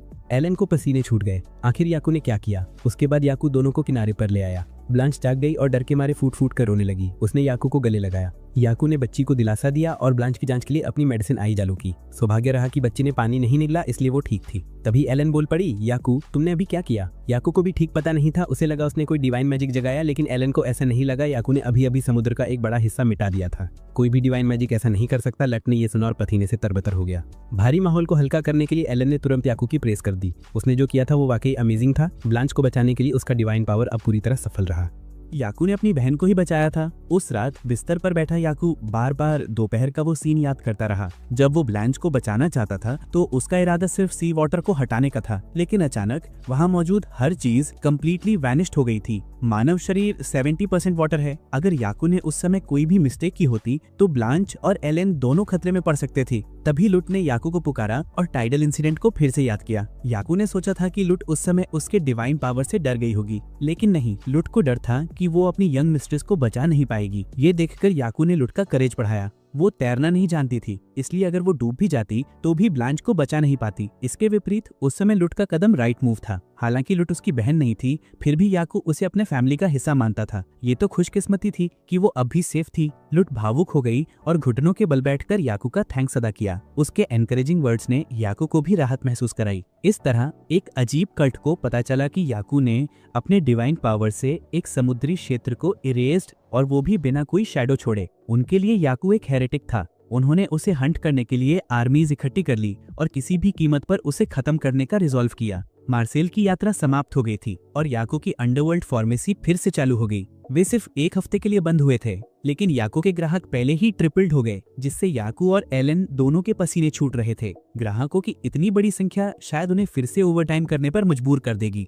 तभी याकू ने देखा कि सफेद कपड़े पहने दो लोग कुछ विस्परिंग कर रहे हैं। वो खुशी खुशी उनके पास गया एडवाइस देने के लिए, लेकिन उन्होंने याकू को घूरा और तुरंत चले गए। ये देखकर याकू को अभी भी वो दोनों आदमी बहुत सस्पिशियस लगे। एलन और लुट को भी ऐसा ही लगा। याकू से पहले लुट उनसे काउंसिल लेने आई थी, लेकिन उन्होंने उसकी बात अनसुनी कर दी, बस याकू पर ध्यान दिया। इसलिए सेफ्टी रीजन से याकू ने नया डिसीजन लिया और नई टीम को और भी सतर्क रहने का आदेश दिया। वो नहीं चाहते थे कि ऐसी बातें अदर कस्टमर्स को प्रभावित करें। अगली सुबह जैसे ही रात की शिफ्ट बदलने वाले कर्मचारी फार्मेसी का डोर ओपन करते हैं, फॉग के बीच से एक मैड हॉर्स मिट्टी भरी गाड़ी खींचते हुए सीधे अंदर आ गया। ये खबर तुरंत ग्रैंड नोबल ब्रूनो को दी गई, जो बहुत एंग्री हुआ। उसने इसे अपने परिवार के खिलाफ डेक्लेरेशन ऑफ वॉर माना। ब्रूनो ने नाइट को महारानी के पास रिपोर्ट करने का आदेश दिया। फिर याकू से पूछा कि उसने किसी सस्पिशियस पर्सन को देखा है। याकू ने अनुमान लगाया कि ये सिर्फ फार्मासिस्ट एसोसिएशन या कल देखे गए 2 men in white हो सकते हैं, लेकिन चूंकि अभी तक कोई एविडेंस नहीं था, इसलिए वो कोई कंक्लूजन नहीं निकाल सका और ज्यादा एक्यूरेट इन्फो हासिल करना चाहता था। इसके बाद याकू फार्मेसी का इंस्पेक्शन करने दौड़ा। अंकल सेड्रिक इस घटना से बहुत अपसेट थे। पूरी दुकान बदबूदार मड से भर गई थी। हालांकि उन्होंने हवा को शुद्ध करने के लिए डिवाइन मैजिक का प्रयोग किया। इतनी मड को तुरंत हटाना मुश्किल था। दुर्भाग्य में भी फॉर्चून छिपी थी। केवल पहली मंजिल को नुकसान पहुंचा, ऊपरी मंजिलें अभी भी ठीक थी। लुट और एलन पहले ही कुछ मेडिसिन याकू के हवेली में पहुंचा चुके थे, इसलिए इस बार डैमेज ज्यादा नहीं हुआ। तभी मिस्टर जीन अपने कुछ दोस्तों के साथ आए। ये देखकर कि याकू को ट्रबल हो रही है, वो मदद के लिए आगे आए। न केवल जीन का ग्रुप बल्कि आसपास के लोग भी याकू की क्लीनअप में मदद करने दौड़े। इस घटना के कल्प्रिट्स के प्रति सभी लोग बहुत एंग्री थे। हालांकि उन्हें कोई पेमेंट नहीं मिला, फिर भी वो याकू की मदद के लिए एंथुजियास्टिक थे। इतने सारे लोगों का इतना प्यार देखकर याकू बेहद इमोशनल हो गया। उन्होंने और अंकल सेड्रिक ने सिर झुकाकर सबका थैंक्स अदा किया। तभी एक महिला दौड़ती हुई आई और याकू को पुकारने लगी। वो फूट फूट कर रो रही थी और याकू को बताया कि उसके पिता अचानक सनस्ट्रोक की वजह से बेहोश हो गए हैं और वो चाहे जितनी कोशिश कर ले वो उन्हें उठा नहीं पा रही है। इसलिए याकू ने पूरी दुकान का सामान अंकल सेड्रिक को सौंप दिया और महिला के पिता को बचाने के लिए उसके पीछे चल पड़ा। सुरक्षित रहने के लिए याकू ने ऑल काइंड्स ऑफ मेडिसिन साथ में लाया, लेकिन जैसे जैसे वो आगे बढ़े उसे और भी ओमिनस फीलिंग हुई कि कुछ रॉन्ग है। ये महिला उसे रॉयल कैपिटल से बहुत दूर लेकर जा रही थी। जब तक याकू पीछे मुड़कर पूछने लगा, वो महिला वैनिश्ड हो गई। उसके तुरंत बाद अनगिनत सफेद वस्त्र पहने लोग प्रकट हुए और याकू को घेर लिया। वे होली एम्पायर के जजेस थे, जो याकू की शैडोलेस नेचर और मार्सेल में समुद्र को इरेज करने की घटना को स्पष्ट करने आए थे। एलन के साथ अपनी लेसन्स में याकू ने देवीय मंदिर के बारे में और भी जाना, जो इस दुनिया में देवताओं और देवीय मैजिक का उद्गम था और साथ ही ये दुनिया का सबसे बड़ा धार्मिक संगठन था। उनका काम नवजात शिशुओं में देवीय शक्ति का आकलन करना और उनका पालन पोषण करना था। ये याद करते हुए याकू को लुट की कही बात याद आई, जिसके अनुसार बिना डिवाइन मैजिक एक नोबल को पदावनत करके कॉमनर बना दिया जा सकता था। इतना ही नहीं, देवीय मंदिर ही प्रत्येक देश के राजाओं को क्राउन और देवीय दंड देता था, जिसकी शक्ति एक राज्य से भी अधिक थी। एलन ने याकू को विशेष रूप से हेरेटिक इन्वेस्टिगेशन ब्यूरो से सावधान रहने की याद दिलाई। ये ब्यूरो धर्मांध और दुष्टात्माओं को नष्ट करने में एक्सपर्ट था, जो देवीय शक्ति का दुरुपयोग करते थे। इस संगठन की आर्मी शक्तिशाली और क्रूर थी। फिर भी अब याकू का सामना हेरेटिक इन्वेस्टिगेशन ब्यूरो के डायरेक्टर सोलोमन से हुआ। वो एक ऐसा आदमी था जिसकी कोई शैडो भी नहीं थी और जिसने शहर के बीचों बीच बड़ी दवा की दुकान खोलने की हिम्मत की थी। दिन दहाड़े आते वो जानते थे कि सोलोमन को समझ नहीं आ रहा था कि याकू फूलिश है या बस कॉन्फिडेंट। याकू बस मुस्कुराता रहा और समझाने की कोशिश करता रहा कि वो कोई इविल स्पिरिट नहीं, बस एक इंसान है। बेशक सोलोमन को याकू की बातों पर विश्वास नहीं हुआ। उसने याकू को अपना सामान नीचे रखने और पीछे हटने का ऑर्डर दिया क्योंकि वो कोई बड़ा इंसिडेंट नहीं बनाना चाहता था। याकू को उसकी बात माननी पड़ी। सोलोमन ने याकू को पकड़ने के लिए एक इविल स्पिरिट रिस्ट्रेनिंग स्ट्रक्चर तैयार की थी, लेकिन जब ये डिवाइन मैजिकल स्ट्रक्चर डिप्लॉय हुआ, पलक झपकते ही वो इंस्टेंटली मैनेज हो गया। इससे पूरी हेरेटिक इन्वेस्टिगेशन टीम शॉक्ड रह गई। उनमें से एक ने अपनी स्टाफ उठाई और याकू को घेरते हुए गोलियां बरसाने लगा। याकू बिल्कुल शांत रहा। उसने अपने लिए एक वॉल ऑफ फायर बनाने के लिए नाइट्रोजन का इस्तेमाल किया, फिर आग को बुझाने के लिए हवा से ऑक्सीजन निकाली। अगर आग का कोई असर नहीं हुआ तो आइस क्या? उन्होंने आइसी स्वॉर्ड याकू की ओर फेंकी, लेकिन याकू द्वारा बनाई गई बैरियर को छूते ही वो तुरंत डिसअपीयर हो गई। इस एबिलिटी ने पूरी जांच टीम को पसीने पसीना कर दिया। उनका मानना था कि याकू का डिवाइन मैजिक बहुत गुणी है, उसे अब अलाइव पकड़ना बहुत खतरनाक है और तुरंत एलिमिनेट करना जरूरी है। सोलोमन के आदेश पाकर पूरी जांच टीम ने याकू पर अटैक करने के लिए स्क्वाड बनाना शुरू कर दिया और हर एक व्यक्ति जिसके पास कोई एबिलिटी थी वो उस पर लगातार गोलियां बरसा रहे थे। पृथ्वी के पांचों एलिमेंट्स ने मिलकर याकू पर अटैक किया, लेकिन एक जबरदस्त एक्सप्लोजन के बाद भी याकू को कोई हार्म नहीं हुआ। उसने सभी अटैक्स को रोकने के लिए एक विशाल आइस वॉल बना ली। इस समय तक याकू थोड़ा ट्रबल्ड भी हो गया था। उसने शक्तिशाली एनर्जी उत्सर्जित की जिससे सोलोमन टेरिफाइड हो गया और उसने जल्दी से सभी को डिफेंसिव फॉर्मेशन बनाने का आदेश दिया, लेकिन तब तक बहुत देर हो चुकी थी। याकू से निकलने वाली शक्ति ने सोलोमन को लड़खड़ाकर फॉल करवा दिया, जबकि बाकी लोग उसकी मदद के लिए दौड़े। इस समय याकू ने पूरा विशाल आइस चंक उठाया और उन्हें धमका रहा था। उसने कहा, आप तुरंत स्टॉप करो, मैं इस दुनिया में लड़ने नहीं बल्कि लोगों को बचाने आया हूँ, और अगर आप फिर भी ऐसा करेंगे तो बदला लेना पड़ेगा। याकू का पूरा शरीर ग्लो होने लगा जिससे सोलोमन के पसीने छूट गए। उसे एहसास हुआ कि ये इमेंस डिवाइन पावर कंधे पर एक होली सील याकू पर कोई शैडो नहीं छोड़ता क्योंकि वो पहले से ही रेडिएंट था। सोलोमन को यकीन नहीं हो रहा था कि वो फेस टू फेस इस व्यक्ति से मिलेगा। उसने जोर से चिल्लाकर अपने सभी साथियों को याद दिलाया कि Yaku is the incarnation of medicine god. पूरे ग्रुप ने तुरंत याकू के सामने अपने पाप स्वीकार किए और बाउड। घोड़े से गिरने के कारण सोलोमन के पैर से बहुत ब्लड बह रहा था। ये देवता के खिलाफ ब्लास्फेमी था, इसलिए उसने याकू के सामने एटोनमेंट करने के लिए सुसाइड करने का डिसीजन लिया। सोलोमन ने डैगर निकाला और खुद को मारने ही वाला था कि याकू ने उसे रोक दिया। उसने कहा, मैं शुरू से ही लोगों को बचाने आया हूँ। अगर आप मुझे और मेरी फार्मेसी परेशान नहीं करेंगे तो किसी की डेथ नहीं होगी। इसके बाद याकू ने सोलोमन का डायग्नोस करने के लिए अपनी मेडिकलाइज एक्टिवेट की। घोड़े से गिरने के कारण उसे पहले ही ओपन बोन फ्रैक्चर हुआ था। निकलने वाली लाइट सफेद थी, जिससे पता चलता है कि याकू अभी भी उसका ट्रीटमेंट कर सकता था। सबसे अच्छा तरीका तो यही था कि सोलोमन का ये अंग एम्प्यूटेट कर दिया जाए, लेकिन तभी एक रेड लाइट निकली जिससे याकू को दोबारा सोचने पर मजबूर कर दिया। अगर उसने अभी अंग काट दिया तो ब्लड इन्फेक्शन हो सकता था। याकू को इलाज का कोई दूसरा तरीका अपनाना पड़ता। बोन को जोड़ने के लिए सर्जरी ज्यादा कारगर होती, लेकिन इस दुनिया में सर्जरी जैसी कोई चीज नहीं थी। सिर्फ याकू ही ऐसा कर सकता था। याकू थोड़ा हेजिटेंट हुआ। उसे समझ नहीं आ रहा था कि वो ये काम ठीक से कर पाएगा या नहीं। कुछ देर सोचने के बाद उसने सभी को एक हॉर्स कार्ट मंगाने का आदेश दिया। उसने एक स्टोन प्लेटफॉर्म बनाया और सोलोमन को उस पर लिटा दिया। याकू ने अपना डिसीजन कर लिया था। एक डॉक्टर होने के नाते वो उसे ऐसे नहीं छोड़ सकता था। उसे उसकी सर्जरी करनी ही थी। याकू माइनर सर्जरी रूम में गया और सोलोमन को एनेस्थीसिया देना शुरू किया। वो आदमी याकू के हर इंस्ट्रक्शन को बिना बहस मान रहा था, इसलिए उसने जरा भी शिकायत नहीं की। पहले याकू ने जानवरों पर कई बार एक्सपेरिमेंटल सर्जरीज की थी, लेकिन किसी इंसान पर यह उसका पहला एक्चुअल ट्राई था। थोड़ा नर्वस तो था ही। याकू ने गहरी सांस ली और फिर उसने काम शुरू कर दिया। इस वक्त अगर वो नहीं होता तो सोलोमन को बचाने वाला कोई नहीं था। कुछ देर बाद याकू बाहर आया। फिलहाल सोलोमन की जान बच गई थी, बस रिकवरी के लिए थोड़ा वक्त और चाहिए था, इसलिए याकू ने बाकी लोगों को उसे वापस ले जाने दिया। सजा देने के बजाय याकू ने दया दिखाना ज्यादा सही समझा। पूरे ग्रुप ने तुरंत औषधि देवता को धन्यवाद देते हुए फुल प्रोस्ट्रेशन किया, लेकिन याकू ने उन्हें तुरंत रोक दिया और साफ कहा कि वो कोई मेडिसिन गॉड या डिवाइन फिगर नहीं है। वो बस एक ऐसा इंसान है जिसकी एक ही इच्छा है, डॉक्टर बनकर लोगों को बचाना। सोलोमन को बचाना उसकी जिम्मेदारी थी, और अगर वो सच में उसका शुक्रिया अदा करना चाहते हैं तो याकू सिर्फ यही चाहता था कि आज के बाद पूरी तरह सीक्रेट रखी जाए। कई महीनों बाद सोलोमन पूरी तरह ठीक हो गया। वो खुद याकू की फार्मेसी में एक सुंदर सा उपहार लेकर आया। उस घटना के बाद सोलोमन ने डिवाइन टेम्पल के आर्च बिशप का पद पाने के लिए पूरी ताकत झोंक दी, और अब उसने याकू से वादा किया कि उससे जुड़ी किसी भी हेरेसी की खबर को वो दबा देगा। लेकिन उससे पहले उसने याकू से थोड़ा समय मांगा, इसलिए याकू को दोपहर में थोड़ी देर के लिए फार्मेसी बंद करनी पड़ी। हाथ में सोलोमन का लाया हुआ केक लेकर वो किसी कोने में चुपके से खाने की जगह ढूंढ ही रहा था, तभी छोटी ब्लांच बाहर गेट से ही उसे आवाज़ देने लगी। आज उसका याकू के साथ खेलने का आफ्टरनून अपॉइंटमेंट था, इसलिए वो जल्दी पहुंच गई। उसी समय फार्मेसी के अंदर सोलोमन एक बहुत ही क्लासी बॉक्स लेकर आया था। अंदर एक छड़ी थी और वो याकू को देना चाहता था। इस स्टाफ को मेडिसिन गॉड स्टाफ कहा जाता है। 5 बेसिक एट्रीब्यूट्स के अलावा ये याकू की कॉम्बैट में भी मदद कर सकती थी और इलाज में भी। याकू थोड़ा कंफ्यूज था, इतना कीमती गिफ्ट स्वीकार करे या ना करे, लेकिन सोलोमन का एक्साइटेड फेस देखकर उसने उसे ले लिया और जरा सा ट्राई किया। जैसे ही याकू ने स्टाफ में डिवाइन पावर डाली, तेज रोशनी निकल पड़ी। सोलोमन के लिए यह साफ संकेत था, the staff has accepted Yaku as his true master. वो छड़ी इतनी खूबसूरत थी कि एलन तो उसे देखकर ही मंत्रमुग्ध हो गई, इसलिए याकू ने उसे थोड़ी देर पकड़ने दिया। लेकिन जैसे ही एलन ने उसे थामा, स्टाफ उसके हाथ से फिसल कर गिर गई। सोलोमन ने तुरंत समझाया कि ये डिवाइन स्टाफ इस दुनिया की नहीं है और सिर्फ याकू ही इसका इस्तेमाल कर सकता है। याकू ने जल्दी से स्टाफ उठाई, तभी उसकी नज़र उस पर लगे कई बटनों पर पड़ी और वो क्यूरियोसिटी में मुड़कर पूछ बैठा, क्या ये उड़ भी सकती है? याकू का अंदाजा एकदम सही था।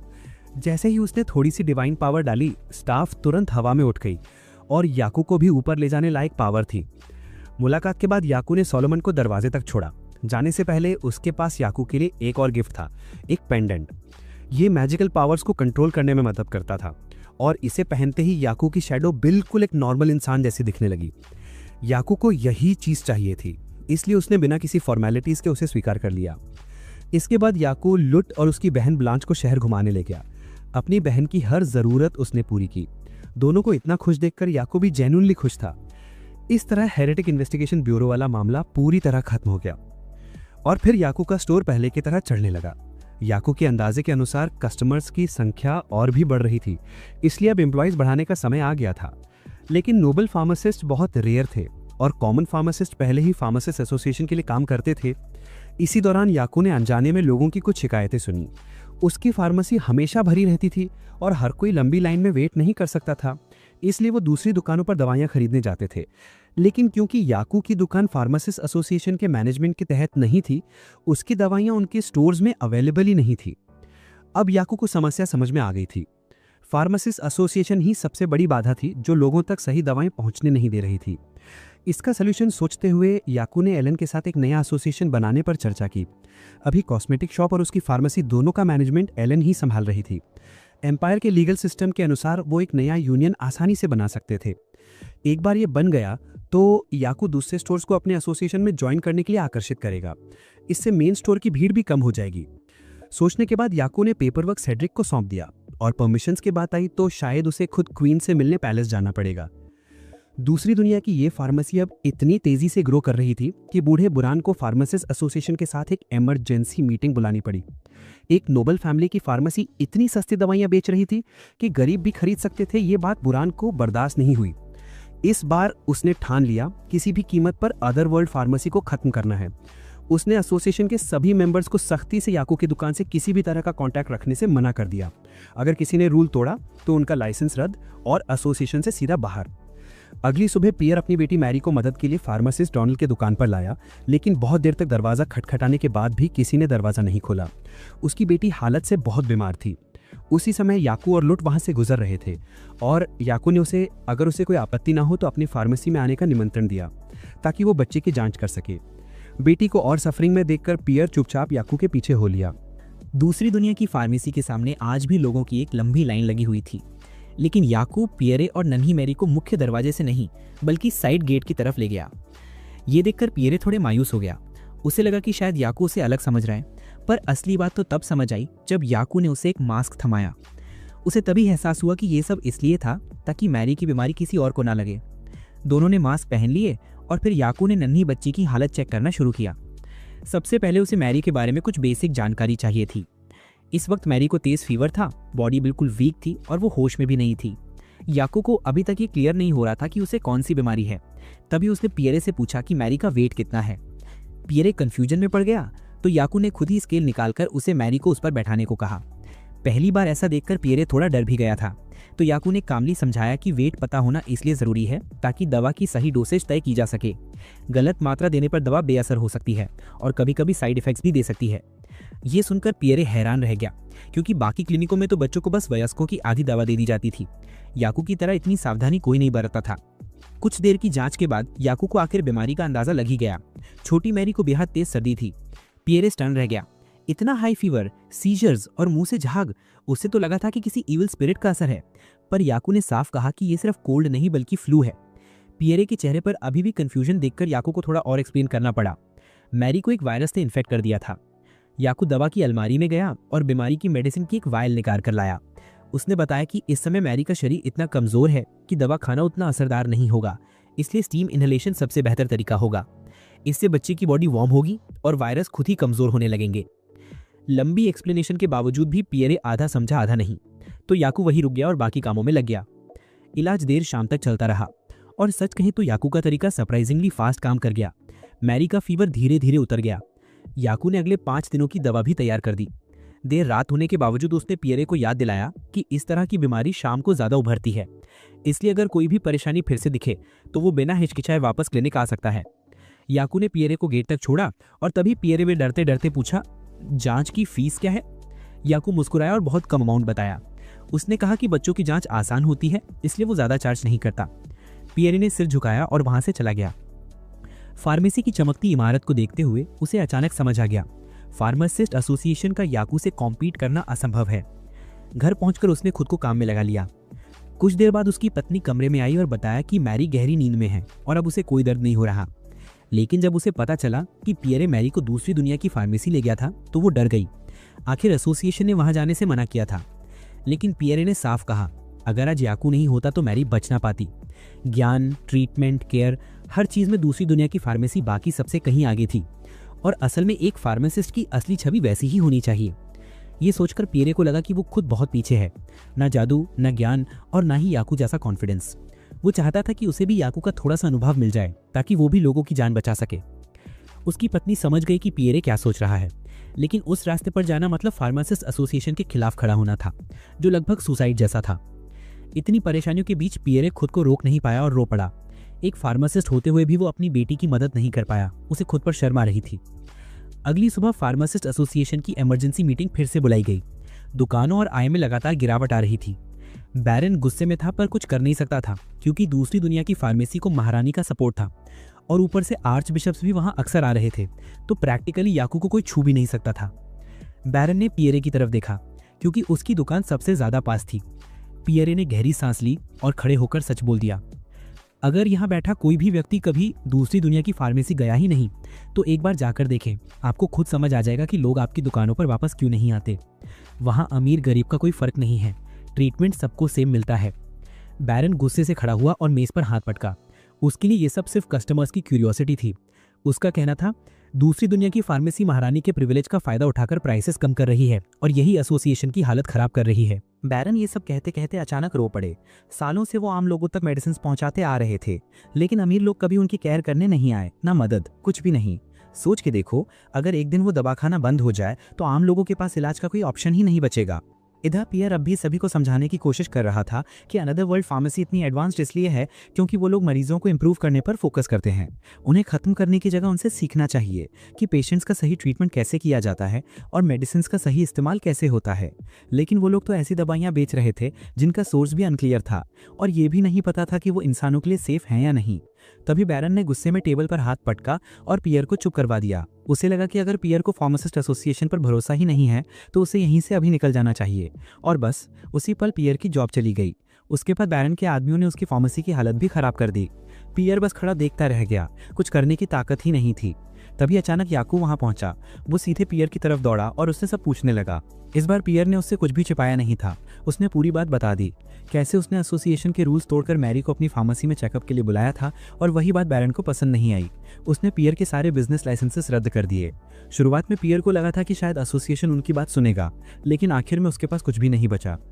एसोसिएशन से निकाले जाने का मतलब था कि वो अब इस शहर में बिजनेस शुरू नहीं कर सकता। इसलिए पियर ने प्लान बनाया कि किसी दूसरे देश जाकर फिर से शुरुआत करेगा। याकू ने यह सुना और सब समझ गया। पियर को बस किसी दूसरी संस्था में शामिल होना था और वो फिर से काम कर सकता था। और संयोग से आज ही एम्प्रेस ने याकू को खुद का फार्मासिस्ट गिल्ड खोलने की अनुमति दी थी। याकू की इस गिल्ड एक ऐसी जगह बनेगी जहां नई तरह की मेडिसिन की रिसर्च और मिक्सिंग होगी। उसने हाथ बढ़ाकर पियर को इनवाइट किया, अगर उसे कोई आपत्ति ना हो तो वो उसकी हेल्प कर सकता है। ये सुनते ही पियर रो पड़ा। उसे आखिरकार इस देश में एक नई जॉब मिल गई थी। कुछ ही दिनों में उसकी दुकान का इंटीरियर बदल गया और शेल्फ्स मेडिसिन से भर गईं। लेकिन ग्रैंड ओपनिंग के ठीक पहले पियर अभी भी थोड़ा एंग्शियस था। उसे डाउट था कि वो अच्छा कर पाएगा या नहीं। तभी छोटी मैरी दौड़ते हुई आई और उसकी ट्राउजर्स खींचकर उसे मोटिवेट करने लगी। बस उसी कारण पियर ने खुद को संभाला और फिर से कॉन्फिडेंस पा लिया। दवा खाने का दरवाजा खुला। बाहर काफी लोग लाइन में खड़े थे। उन्हें पता चला था कि यह फार्मेसी अब अदरवर्ल्ड फार्मेसी से जुड़ी है, इसलिए वो लोग लंबी क्यू से बचने के लिए यहाँ आ गए थे। पियर की लाइफ में पहली बार इतना बड़ा क्राउड उसके सामने खड़ा था और उसकी आंखें अनजाने में नम हो गईं। आखिरकार अब वो लोगों को सही मेडिसिन दे सकेगा। इधर ब्रूनो के एक दोस्त थे कैमल। एक दिन मंदिर वालों ने उसे ह्यूमंस पर क्रूर एक्सपेरिमेंट्स करने के आरोप में पकड़ लिया। जांच के दौरान भी कैमल ब्रूनो को उल्टा डांट रहा था। उसके हिसाब से ब्रूनो इस दुनिया की रियलिटी कभी नहीं समझ पाएगा। इंसान तो मरते ही हैं और वो लोग वैसे भी नए ह्यूमंस बनाते रहते थे, तो एक्सपेरिमेंट्स के दौरान कुछ लोग मर भी जाएं तो दुनिया खत्म थोड़ी हो जाएगी। कैमल इसे ही इस दुनिया की नेचुरल ब्यूटी मानता था। ये सुनकर ब्रूनो अचानक नींद में ही चौंक कर जाग गया। वो अपने दोस्त कैमल के साथ बीते हर एक पल को ड्रीम में फिर से देख रहा था। ब्रूनो अभी तक ये नहीं समझ पाया था कि कैमल इतने अंधेरी राह पर क्यों चल पड़ा। अगली सुबह याकू का पूरा परिवार ब्रेकफास्ट कर रहा था। ब्रूनो को टेबल पर चुपचाप देखते हुए याकू को लगा कि शायद वो सिक है, लेकिन ऐसा कुछ नहीं था। वो बस पुरानी पेनफुल यादें याद कर रहा था। तभी बटलर भागते हुए आया और ग्रैंड नोबल को एक लेटर दिया। ये उनके बड़े बेटे पॉल का पत्र था। पॉल का नाम सुनते ही नन्ही ब्लैंच थोड़ी घबरा गई। पत्र में पॉल ने बताया था कि इस साल वो नॉर्मल से देर में वापस लौटने वाला है। ये सुनकर याकू की माँ थोड़ी टेंस हो गई। उन्हें चिंता थी कि पॉल की पढ़ाई ठीक से चल रही है या नहीं और कहीं वो खुद को ज्यादा प्रेशर में न डाल ले। ब्लैंच ने काफी सोचा, पर उसे भाई की यूनिवर्सिटी का नाम याद नहीं आ रहा था। तब लाउट ने फिर से उसे समझाया। बड़े भाई पॉल नोवोरूट यूनिवर्सिटी में पढ़ते हैं, जो कैपिटल का सबसे बड़ा और बेस्ट यूनिवर्सिटी है। वहाँ एडमिशन मिलना ही साबित करता है कि इंसान बहुत टैलेंटेड है। लेकिन लाउट ने यह भी नोटिस किया कि याकू अपनी मेहनत से पहले ही पॉल से आगे निकल चुका था। याकू ने शर्माते हुए एक हल्की सी मुस्कान दी, लेकिन असल में वो बस ऑकवर्ड था। तभी ब्रूनो ने उसे बुलाया और खाने के बाद अपने रूम में आने को कहा। अंदर जाकर उसने याकू को बताया कि अगले महीने कैपिटल में फेयर सीजन शुरू होने वाला है। याकू ने भी इसके बारे में सुना था। ये फेस्टिवल साल में सिर्फ एक बार लगता है और पूरा 1 महीना चलता है। दूर दूर से मर्चेंट्स आते हैं, भीड़ बहुत बढ़ जाती है, इसलिए ब्रूनो उसे पहले से सावधान कर रहा था। सावधान? याकू को समझ नहीं आया कि उसका मतलब क्या है। तब ब्रूनो ने पॉल के पत्र की असली वजह बताई। पॉल ने लिखा था कि पड़ोसी देश के पास पटे आइलैंड पर एक अजीब महामारी फैल गई है। वहां के सभी 1000 लोग मर चुके हैं। ये सुनकर याकू के हाथ पैर ठंडे हो गए। ये बीमारी बिल्कुल अनयूजन थी। याकू और पूछना चाहता था, लेकिन ब्रूनो को भी ज्यादा जानकारी नहीं थी। नोवोरूट यूनिवर्सिटी की टॉप रिसर्च कमेटी 2 इन्फेक्टेड लोगों को स्टडी के लिए वापस लाई थी, लेकिन वो दोनों भी उसी बीमारी से मर गए। ये सुनकर याकू पसीने पसीने हो गया। मतलब बीमारी हाईली कंटेजियस थी। ब्रूनो भी चुपचाप उसके विचार से सहमत था। हालांकि रिसर्च टीम अब उस आइलैंड पर आउटब्रेक को कंट्रोल कर चुकी थी, पर किसी को नहीं पता कि वहां आने जाने वाले कार्गो शिप्स ने इन्फेक्शन फैलाया या नहीं। और कैपिटल के फेयर में जाने से पहले सभी को मर्सेल पोर्ट पर रुकना पड़ता है, जो याकू के परिवार की टेरिटरी में आता है। इसीलिए ब्रूनो इस बीमारी को शाही राजधानी में फैलने से रोकने का कोई रास्ता ढूंढना चाहता था। सबसे बड़े बेटे पॉल के रिसर्च ग्रुप में कुल 4 लोग थे, लेकिन इनमें से 2 उस अजीब बीमारी से ऑलरेडी इन्फेक्टेड थे। उनके हाथ पैर इतने बैडली डैमेज हो चुके थे कि उन्हें बचाया नहीं जा सकता था। महामारी से बचाने के लिए उन दोनों के शवों का प्रॉपर अंतिम संस्कार कर दिया गया। और चूंकि बड़ा बेटा पॉल भी इस एक्सपेरिमेंट में शामिल था, इसीलिए उसे कमरे में ही कॉन्फाइनमेंट में रखा गया और बाहर जाने की परमिशन नहीं थी। इसीलिए बड़ा बेटा पॉल तुरंत घर नहीं लौट सका। नोवोरूट यूनिवर्सिटी में भी एक न्यू डिवाइस भी इस्तेमाल कर रहे थे। पॉल के अनुसार ये डिवाइस याकू द्वारा इन्वेंटेड माइक्रोस्कोप से काफी मिलता जुलता था। इसीलिए याकू ने ब्रूनो से कहा कि वो अपने बड़े भाई को एक पत्र भेजे जिसमें बीमारी का एक सैंपल भेजने की रिक्वेस्ट हो। इसी बीच महल में बड़ी मीटिंग चल रही थी। दूसरी दुनिया की फार्मेसी की स्थापना के बाद से बीमारी से होने वाली डेथ्स में लगभग 20% की कमी आई थी। इतना ही नहीं, याकू की फार्मेसी में बिकने वाले प्रोडक्ट्स भी लोगों में बेहद पॉपुलर थे, जिससे साम्राज्य की इकॉनमी को बूस्ट मिला। और ये एक रिमार्केबल अचीवमेंट थी। इतनी बड़ी अचीवमेंट के लिए महारानी याकू को रिवॉर्ड भी करना चाहती थी, लेकिन चूंकि याकू अभी भी बहुत छोटा था, इसीलिए महारानी ने उसे टेम्परेरी रोक दिया। अगले दिन याकू ने एलन को उस डेडली डिसीज की पूरी कहानी बताई। एलन ने सुना और थोड़ा डर भी गई। अगर ये डिसीज सच में कॉन्टेजियस है तो अब फेयर का सीजन आने वाला था। याकूब इसे रोकना चाहता था, लेकिन समय बहुत लिमिटेड था। बस 2 हफ्ते बाद मेले का आयोजन होने वाला था और अब वे शाही राजधानी में माल पहुंचने को नहीं रोक सकते थे।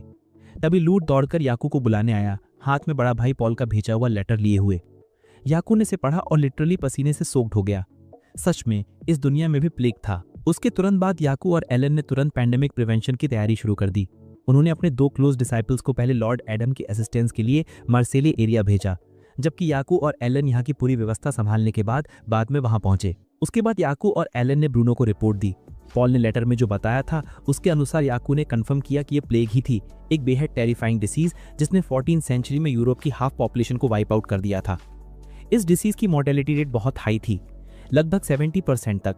अगर ये लंग्स को इन्फेक्ट कर दे तो डेथ ऑलमोस्ट सर्टेन थी। हालांकि ब्रूनो ने इसके बारे में केवल बुक्स में पढ़ा था, फिर भी वो प्लेग की सिवियरिटी को समझ चुका था। लास्ट टाइम ये डिसीज 210 ईयर्स पहले फैली थी। ब्रूनो बहुत वरिड था, अगर ये डिसीज शाही राजधानी तक फैल गई तो कैपिटल सिटी का डिस्ट्रक्शन इनएविटेबल था। इस मामले में याकू के पास पहले से प्लेग का इलाज था। उसने इस डिसीज से लड़ने के लिए एक नई मेडिसिन भी डेवलप की थी, लेकिन अभी उनका फोकस पहले इन्फेक्टेड लोगों की संख्या को कंट्रोल करने पर था। ये सुनकर ब्रूनो तुरंत समझ गया कि याकू क्या कहना चाह रहा है और दोनों फादर सन तुरंत महारानी को इन्फॉर्म करने महल पहुंचे। महारानी ने पूरी कॉपरेशन दिखाई और शाही राजधानी में एंट्री होने वाले गुड्स पर इंस्टेंट कंट्रोल लगाने का निर्णय लिया। याकू ने महारानी से रिक्वेस्ट किया कि शहर के गेट्स पर extra epidemic inspection check points भी लगाए जाएं। इंस्पेक्शन का काम उसके फार्मासिस्ट यूनियन के लोगों के द्वारा किया जाएगा। एक और क्रिटिकल इशू ये था कि प्लेग सिर्फ ह्यूमन से ही नहीं बल्कि रैट से भी फैलती है। इसीलिए याकू चाहता था कि महारानी ये डिसीजन ले कि पूरी शाही राजधानी रैट्स को रिपेल करने के लिए यूनाइटेड रहे और साथ ही कपड़ों को बॉइलिंग वाटर से सैनिटाइज भी किया जाए। याकू की हर रिक्वेस्ट महारानी ने एक्सेप्ट कर ली। प्रोटेक्शन ऑफ सिटीजन्स उनकी रिस्पॉन्सिबिलिटी थी। वे इस बीमारी को शाही राजधानी में फैलने नहीं देंगी। इसके तुरंत बाद एपिडेमिक कंट्रोल कैंपेन शुरू हुआ। फार्मेसी में याकू ने पियर को बुलाया और माइक्रोस्कोप की इफेक्टिवनेस समझाई। पियर ने भी याकू के इंस्ट्रक्शंस के अनुसार बहुत जल्दी तैयारी कर ली। याकू ने जो मेडिसिन उसे दी उन्हें पियर ने 1000 पार्ट्स में डिवाइड कर शाही राजधानी के सभी फार्मेसीज में डिस्ट्रीब्यूट कर दिया। जब तक कोई इन्फेक्टेड होता वे मेडिसिन फ्री में डिस्ट्रीब्यूट की जाती। पियर को सारी जानकारी देने के बाद याकू को एश्योरेंस मिला कि शाही राजधानी मेडिसिन को प्रॉपरली हैंडल करेगी। हालांकि फाइटिंग कंटिन्यू रखने के लिए याकू को मर्सेली पोर्ट जाना होगा। महल में महारानी अब इस स्ट्रेंज डिसीज से जुड़े सभी केसेस को कोऑर्डिनेट कर रही थी। थैंक्स टू क्वारंटाइन सेंटर्स अभी तक कोई मेजर प्रॉब्लम नहीं हुआ था। इसके अलावा आर्क बिशप सोलोमोन ने शाही राजधानी की हवा को प्यूरिफाई करने के लिए डिवाइन एयर मैजिक से अपने फॉलोअर्स को असेंबल किया था। इस तरह कुछ समय के लिए उन्होंने इस मिस्टीरियस डिसीज के रूमर्स पर फुल कंट्रोल पा लिया था। याकू की तरफ से शाही राजधानी का सर्वे कंप्लीट होने के बाद जब सब कुछ ठीक था तो उसने और एलन ने मर्सेली की जर्नी स्टार्ट कर दी। हालांकि याकू अभी भी बहुत वरिड था। एक ऐसी पैंडेमिक जिसके बारे में वो केवल हिस्ट्री से जानता था, याकू को नहीं पता था कि वो अब इससे जीत पाएगा या नहीं। याकू की चिंता देखकर एलन ने उसे एनकरेज करने के लिए और रिएश्योर करने के लिए बात की। सबको पता था कि याकू की कैपेबिलिटी कैसी है और वो कॉन्फिडेंट था कि याकू सक्सीड करेगा। ऑफ कोर्स दूसरे भी यही सोचेंगे। याकू ने पीछे मुड़कर देखा। अंकल सेड्रिक और लिटिल लॉट उन्हें बिड बाय करने के लिए दरवाजे तक आए, साथ ही कई एनकरेजिंग वर्ड्स भी। इसकी वजह से याकू को इस बैटल के लिए और ज्यादा कॉन्फिडेंस मिला। याकू और एलन मर्सेली पहुंच चुके थे। उसे यहाँ लौटे हुए काफी समय हो गया था, बस उसे उम्मीद नहीं थी कि लौटने का रीजन वही डेडली डिसीज होगा। जहाजों के एक बड़े फ्लीट को डॉक पर आते देखकर याकू को कंफर्म हो गया कि डिसीज के पैथोजेंस उन्हीं शिप्स में होंगे। इसीलिए फेयर शुरू होने से पहले उसे यहाँ क्वारंटाइन का काम कंप्लीट करना था। एलन के 2 डिसाइपल्स तुरंत उनका वेलकम करने के लिए बाहर आए। जैसा कि याकू ने इंस्ट्रक्शंस दिए थे, उन्होंने पोर्ट कर आने वाले सभी शिप्स को वहीं रोकने और क्वारंटाइन प्रोसेस में पार्टिसिपेट करने के लिए कहा। फिर उन्होंने याकू को कार्गो लिस्ट और क्रू मेंबर्स के हेल्थ चेकअप रिजल्ट्स भी दिए। उनका काम परफेक्टली डन था और अब याकू और एलन के लिए नेक्स्ट टास्क में लगने का टाइम था। याकू और एलन एक छोटी बोट लेकर कार्गो शिप्स के पास पहुंचे।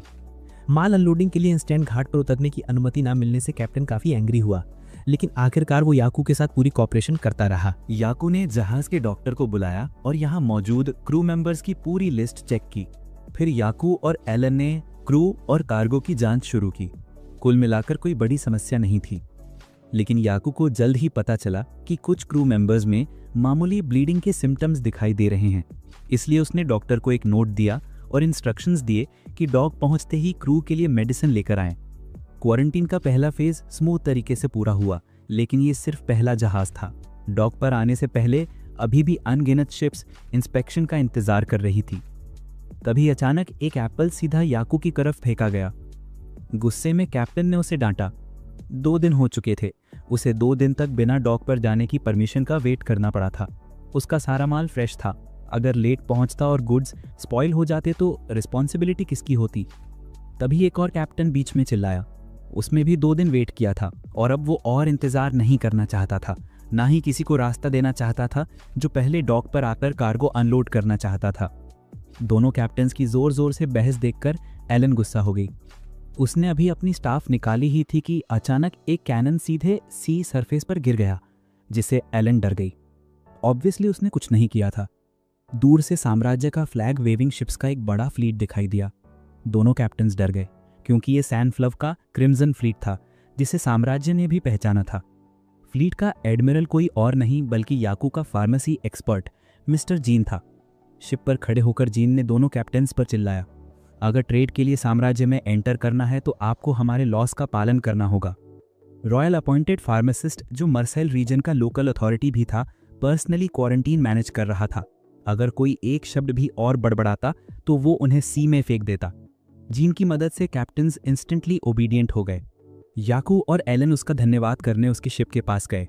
जीन थोड़ा लोनली महसूस कर रहा था क्योंकि याकू की फार्मेसी टेम्पररी बंद थी।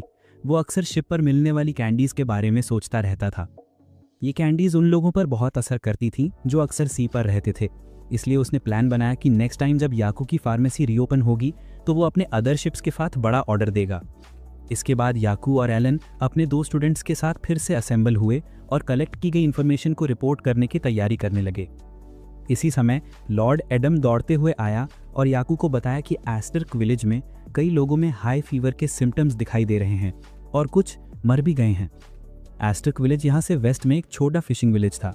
कहानी ये थी कि मर्साइल पोर्ट के क्वारंटीन कैंपेन की जानकारी मिलने के बाद कुछ ट्रेडर्स ने वहाँ से माल स्मगल किया। अब याकू और वेट नहीं कर सकता था। उसने इमीडिएटली एस्टर्क विलेज जाने का डिसीजन लिया। उसने गांव का मैनेजमेंट एलन को सौंप दिया। थोड़ी चिंता हुई क्योंकि याकू ही वो था जो इस डिजीज का सोर्स ट्रेस कर सकता था। बिना याकू के ये काम कैसे चल पाता, लेकिन एलन की प्रेजेंस ने उसे भरोसा दिलाया। फिलहाल वहां पर्याप्त मेडिकल सप्लाईज और मैन पावर थे। याकू कॉन्फिडेंट था कि अगर सभी मिलकर काम करें तो वे एपिडेमिक रोक सकते हैं। याकू ने अपना डिवाइन स्टाफ निकाला और उस पर बैठकर उड़ने लगा। रास्ते में याकू ने पॉसिबिलिटीज का असेसमेंट किया। एस्टर्क के शिप्स में चूहे स्नीक करके विलेज में घुस आए होंगे जिससे लोग इन्फेक्टेड हुए। अब तक उन्हें कैच करना मुश्किल हो चुका था। उसे इन्फेक्टेड केसेस को दूसरे रीजन्स में फैलने से रोकना था। ज्यादा सोचते सोचते याकू ऑलमोस्ट एक पेड़ से कोलाइड होने ही वाला था, लेकिन समहाउ उसने पेड़ के ऊपर से फ्लाई कर लिया। इस दौरान याकू को आर्च बिशप के इंस्ट्रक्शंस याद आए। ये स्टाफ इस वर्ल्ड की नहीं थी। जब तक कोई इसका ओनर होता ये कई टास्क्स में मदद करती। याकू ने ठान लिया कि इस एपिडेमिक को हर हाल में रोकना है। कुछ ही देर बाद वो एस्टर्क नामक कोस्टल विलेज के सामने पहुंचा। डिजीज के टेरर से कुछ विलेजर्स डर गए थे और विलेज छोड़ने की तैयारी कर रहे थे। जाहिर है याकू उन्हें इतनी आसानी से लीव नहीं करने देगा। वो उनके रास्ते में उड़कर आया और विलेज में वापस लौटने की डिमांड की। बाद में वो पूरी सिचुएशन समझाएगा। हालांकि याकू के अनयूजुअल क्लोथ्स और अचानक अपीयरेंस के कारण विलेजर्स ने सोचा कि याकू वही इविल स्पिरिट है जो विलेज में डिजीज फैला रही है। वे डर के मारे हथियार तैयार कर बैठे। याकू बहुत एंग्री हुआ। उसने तुरंत पूरे विलेज को घेर लिया और एक ह्यूज आइस वॉल बना दी ताकि कोई बाहर ना जा सके। इसके बाद याकू ने हुड हटाया जिससे रॉयल फार्मासिस्ट बैच दिखाई दिया। सभी इंस्टेंटली पहचान गए। याकू ने उन्हें समझाया कि वो यहाँ लोगों को बचाने आया है। वो 100% गारंटी नहीं दे सकता था, लेकिन वादा किया कि मैक्सिमम लोगों को बचाएगा। विलेजर्स ने उसकी बात मान ली और वापस विलेज लौट गए। याकू ने तुरंत विलेज एडमिनिस्ट्रेटर से मीटिंग की। सिचुएशन एक्सप्लेन करने से पहले उसने एस्टर्क का मैप निकाला। विलेज को 3 जोन्स में डिवाइड किया, high infection zone, potential infection zone और नॉट इन्फेक्टेड जोन। याकू चाहता था कि लोग हाई इन्फेक्शन जोन सील कर दें ताकि पहले गंभीर पेशेंट्स का ट्रीटमेंट प्रायोरिटी के साथ हो सके। उसके अनुसार अगर सब मिलकर काम करें तो एपिडेमिक रोकना पॉसिबल था। इस बीच सी के बाहर जहां मिस्टर जीन का क्रिम्सन फ्लीट मॉनिटर कर रहा था, उसके फर्स्ट मेट ने एक अनयूजुअल शिप देखा और जीन को इंस्पेक्शन के लिए बुलाया। बाइनोक्यूलर से देखा जाए तो इस शिप पर कई फ्लैंक्स थे। सबसे खास बात जिसने जीन को स्वेट कर दिया वो था मेडिकल असिस्टेंस रिक्वेस्ट वाला फ्लैग। ये शिप क्लियरली इन्फेक्टेड था। जीन ने अपने फ्लीट को इंस्पेक्शन के लिए ऑर्डर दिया। कुछ क्रू मेंबर्स मास्ट पर चढ़कर दूरबीन से निरीक्षण करने लगे, लेकिन तभी अचानक देखा कि उस जहाज के सभी मेंबर्स मर चुके थे। वे डर के मारे लिटरली पसीने से तरबतर हो गए। पहला साथी घबरा गया। उसे समझ ही नहीं आ रहा था कि आगे क्या करे और उसने ट्रेम्बलिंग वॉइस में जीन से पूछा, सर क्या हमें आगे इंस्पेक्शन के लिए उस शिप पर चढ़ जाना चाहिए? जीन का जवाब बिल्कुल साफ था, नो। यहां किसी प्रेस्टिजियस रॉयल फार्मासिस्ट के बिना जाना मतलब सर्टेन डेथ था। इन्फेक्शन का रिस्क इतना हाई था कि सर्वाइविंग का चांस ही नहीं था। इसलिए जीन ने तुरंत एक फर्म डिसीजन लिया। वो उस जहाज पर मौजूद लोगों को काम तरीके से विदा करेगा और फिर क्रू को ऑर्डर्स देगा कि कैनन्स तैयार रखें। जीन के दिल में इमोशंस पूरी तरह मिक्स्ड थे। याकू से अलग होने से पहले उसने उसे डिजीज से छुटकारा पाने वाली मेडिसिन दी थी, अगर उन स्मगलर्स ने अपने कार्गो को ओबीडियंटली अलग रखा होता तो उन्हें बीच सी में अपनी जान गंवानी नहीं पड़ती। लेकिन उस समय डिजीज के पैथोजेंस को मेनलैंड तक फैलने से रोकने का और कोई तरीका नहीं था।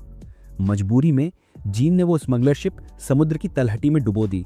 याकू की तरफ से अभी तक जो लोग इन्फेक्शन से बचे थे उन्हें दवा बांटने वाला पहला फेज पूरा हो चुका था। अब बस एक ही जोन बचा था, सबसे ज्यादा इन्फेक्टेड वाला एरिया। और ऑनेस्टली वहां अब याकू खुद अकेले जाना चाहता था। उसने बाकी मेडिकल स्टाफ को साफ बोल दिया कि वो यहीं पर रुके। सब उसकी सेफ्टी को लेकर चिंतित थे, लेकिन याकू उनकी नजरों से बचते हुए वहां से निकल गया। उसके अंदर भी टेंशन तो थी, ये तो बस शुरुआत का स्टेप था। जैसे ही वो अंदर घुसा, हवा इतनी भारी और सफोकेटिंग लग रही थी कि याकू की सांस तक अटक गई। लेकिन वही जगह उसकी असली बैटलफील्ड थी। उधर मर्सेल पोर्ट में मैन पावर की कमी के साइंस दिखने लगे थे। ये देखकर प्रोफेसर कैस्पर ने चीफ फार्मासिस्ट से पूछा कि क्या वो थोड़ी मदद कर सकती है। मुख्य फार्मासिस्ट ने बस एक नजर डाली और सीधा पलटकर निकल गए। उनके हिसाब से कैस्पर ऑलरेडी काफी एज्ड थी और काम में प्रैक्टिकली कुछ कंट्रीब्यूट नहीं कर सकती थी। उनका ये रूड एटीट्यूड देखकर उनकी डिसाइपल काफी हर्ट हो गई, लेकिन कैस्पर ने इसे अलग तरह से ही लिया। हाँ, वो बूढ़ी थी, पर वो फिर भी एक प्रोफेसर थी और उनकी फील्ड फंगी और माइक्रो ऑर्गेनिजम्स की थी। चाहे वो अभी हेल्प करती भी, शायद प्रैक्टिकल कुछ नहीं कर पाती। तभी अचानक एक आदमी कमरे में दाखिल हुआ और बताया कि चीफ फार्मासिस्ट ने कैस्पर को मिलने बुलाया है। उधर याकू उस जगह पहुंच चुका था जहां सीरियसली इन्फेक्टेड लोग रखे गए थे। जब याकू ने दरवाजा खोला तो अंदर अनगिनत मरीज दर्द से तड़पते पड़े थे। उनके पास डिवाइन टेम्पल के लोग मौजूद थे। एक भोला भाला सा छोटा लड़का फॉरबिडन जोन में घुसे देख उनमें से एक ने उसे डांटकर बाहर करने की कोशिश की, लेकिन तभी एक आदमी ने उसे पहचान लिया। वो पहले आर्क बिशप सोलोमन के ग्रुप में था, इसलिए उसने बाकियों को रोका और याकू को अंदर आने दिया। फिर याकू ने बिना टाइम वेस्ट किए अपना काम शुरू कर दिया। उसे पता था कि जो लोग बहुत सीवियर स्टेज में थे शायद उन्हें बचाया ना जा सकेगा, लेकिन फिर भी अपनी पूरी क्षमता के साथ कोशिश करना उसका फर्ज था। सबसे पहले याकू चाहता था कि सभी को दवा ऊपर से ऊपर बांटी जाए। ये काम उसने डिवाइन टेम्पल के ब्रदर्स को दे दिया, जबकि खुद पेशेंट्स के एग्जामिनेशन में लग गया। इसी दौरान उसने अपनी मेडिसिनाएं एक्टिवेट कर ली। सभी पेशेंट्स में से सिर्फ 12 ही असल प्लेग से इन्फेक्टेड थे, बाकी अलग अलग बीमारियों से जूझ रहे थे। ज्यादातर की बॉडी से अभी भी फेंट सा लाइट निकल रहा था, इसका मतलब वो अभी भी बच सकते थे। याकू ने पहले एक आदमी को बुलाया जो सीरियसली बीमार नहीं था, उसे बस फ्लू था। याकू ने उसे मेडिसिन दी और कहा कि घर लौट जाए, लेकिन प्रिकॉशंस के चलते उसे होम आइसोलेशन में रहना जरूरी था। इसके बाद उसने प्लेग वाले पेशेंट्स का ट्रीटमेंट शुरू किया। औषधि देवता के वर्कर्स की वजह से याकू के डिवाइन हीलिंग मैजिक की एफिशिएंसी और बढ़ गई। मरीजों का दर्द विजिबली कम होने लगा, लेकिन सच ये था कि इतने सारे लोगों को एक साथ हैंडल करना उसके लिए पॉसिबल नहीं था। पैंडेमिक से लड़ने में अकेला हीरो बनना मुश्किल था, सबका एक साथ काम करना जरूरी था। उधर डिवाइन टेम्पल के ब्रदर्स मेडिसिन डिस्ट्रीब्यूशन पूरा कर चुके थे। वो रिपोर्ट देने आए और अगले इंस्ट्रक्शंस मांगे। याकू ने उन्हें तुरंत नया मिशन दे दिया। एस्ट्रक गांव से उसके आने से पहले कई स्मगलिंग कंसाइनमेंट्स निकल चुकी थी। हाई चांस था कि वो राजधानी की ओर जा रही हों, इसलिए उसने भाइयों को ऑर्डर दिया कि जो भी सामान पोटेंशियली इन्फेक्टेड हो सकता है उसे ढूंढकर तुरंत डिस्ट्रॉय कर दे। जैसे ही यहाँ सारे केसेस क्लियर हो जाते, याकू भी तुरंत वहाँ पहुँचने वाला था। दूसरी तरफ आइलीन भी पूरी डेडिकेशन से काम कर रही थी। क्वारंटीन का काम लेट नाइट तक चल रहा था। वर्कलोड इतना ज्यादा था कि आइलीन को हर स्टेप पर एक्स्ट्रा कॉशियस रहना पड़ रहा था, क्योंकि उसके पास याकू जैसा कोई स्पेशल एबिलिटी नहीं थी। यही सोचकर उसे थोड़ा मन में कसक भी हुई, काश उसने याकू से उसकी मेडिकल टेक्निक ज्यादा सीखी होती। आइलीन को थोड़ा डाउन देखकर उसके डिसाइपल ने तुरंत उसे मोटिवेट किया। हाँ, याकू की डिजीज चेक करने की स्पीड इंसेन थी, लेकिन आइलीन भी कम नहीं थी। वो सामान की इंस्पेक्शन में याकू से कहीं ज्यादा तेज थी। फार्मासिस्ट होने के नाते इस क्रिटिकल टाइम में लोगों की हेल्प करना ही उनके लिए एक ड्रीम अपॉर्चुनिटी थी। उधर प्रोफेसर कैस्पर आखिर चीफ फार्मासिस्ट ब्रूनो से मिल रही थी। उन्होंने सबसे पहले ब्रूनो को थैंक्स कहा, उनकी वजह से उन्हें रिसर्च के लिए फंडिंग मिलती रही। प्रोफेसर कैस्पर को लगा था कि इस मीटिंग का मतलब अब उन्हें अपना रिसर्च बंद करना पड़ेगा, लेकिन जो हुआ वो इससे बिल्कुल उलट था। ब्रूनो ने एक्चुअली उनसे देश को बचाने के मिशन में मदद मांगी थी। उन्होंने एक इलस्ट्रेटेड नोट दिया और कहा कि प्लेग की दवा बनाने में जिस बैक्टीरिया की जरूरत है उसकी खोज में उनकी एक्सपर्टीज चाहिए। कैस्पर ने चश्मा पहनकर नोट देखा और लिटरली पसीना छूट गया। उसे समझ ही नहीं आया कि ऐसा डिटेल डिस्क्रिप्शन कौन दे सकता है। ध्यान से देखने पर कैस्पर दंग रह गई। ये माइक्रो ऑर्गेनिज्म उसी स्पेसिमन से मिलता जुलता था जिसे उसने सालों पहले अपने रिसर्च में बनाया था। वो तुरंत ब्रूनो के पास ले गई और ब्रूनो को भी यही कंफर्म चाहिए था। कैस्पर ने उसी वक्त अपनी पूरी टीम को एक्टिवेट कर दिया ताकि वो ब्लैक डेथ के खिलाफ नई मेडिसिन बनाने का काम शुरू कर सके। इस बीच याकू इन्फेक्टेड लोगों के इलाज में पूरी रात लगा रहा। जब आखिर वो और प्रीस्ट्स कमरे से बाहर निकले तो फार्मासिस्ट्स और लीडर्स उनका इंतजार कर रहे थे। याकू की मेहनत से इस इलाके में बहुत से लोग बचा लिए गए थे। सब उसके दिल से सराहना कर रहे थे। याकू ने सच्चे दिल से अपनी पूरी कोशिश की थी। आगे क्या होगा ये अब लोकल कोऑपरेशन पर डिपेंड था। जानने से पहले उसने चीफ फार्मासिस्ट को याद दिलाया कि उसकी बनाई हुई आइस वॉल इन्फेक्शन को फैलने से रोक सकती है, और उसने सबको स्ट्रिक्टली सलाह दी कि बाहर अननेसेसरी बिल्कुल ना जाएं। और इसके अलावा उन्हें चूहों और पिस्सुओं का कंप्लीट वाइप आउट करने के लिए भी साथ काम करना ही होगा। सबको इंस्ट्रक्शंस देने के बाद याकू अपनी स्टाफ पर जंप करके सीधा उड़ गया। ऑनेस्टली उसे खुद भी अंदाजा नहीं था कि हेल्प करने में इतना ज्यादा टाइम लग जाएगा। उसे ये भी नहीं पता था कि डिवाइन टेम्पल के भाइयों ने स्मगलर्स को पकड़ा है या नहीं। ठीक उसी समय उसकी नज़र दूर उठते हुए एक स्मोकी क्लाउड पर पड़ी और वो तुरंत उस डायरेक्शन में जूम करके पहुंच गया। डिवाइन टेम्पल के ब्रदर्स ने याकू द्वारा दिया गया मिशन पूरी परफेक्शन के साथ पूरा कर दिया था। स्मगलिंग वाली कार्ट उन्होंने बिना देर किए जला दी थी और स्मगलर्स को बांधकर वहीं रोक लिया था। याकू ने हालात देखकर कामली लैंडिंग की और भाइयों ने उसे बताया कि पकड़े गए लोग हाई फीवर वाले सिम्टम्स में थे और इन्हें रास्ते में ही छोड़ दिया गया था।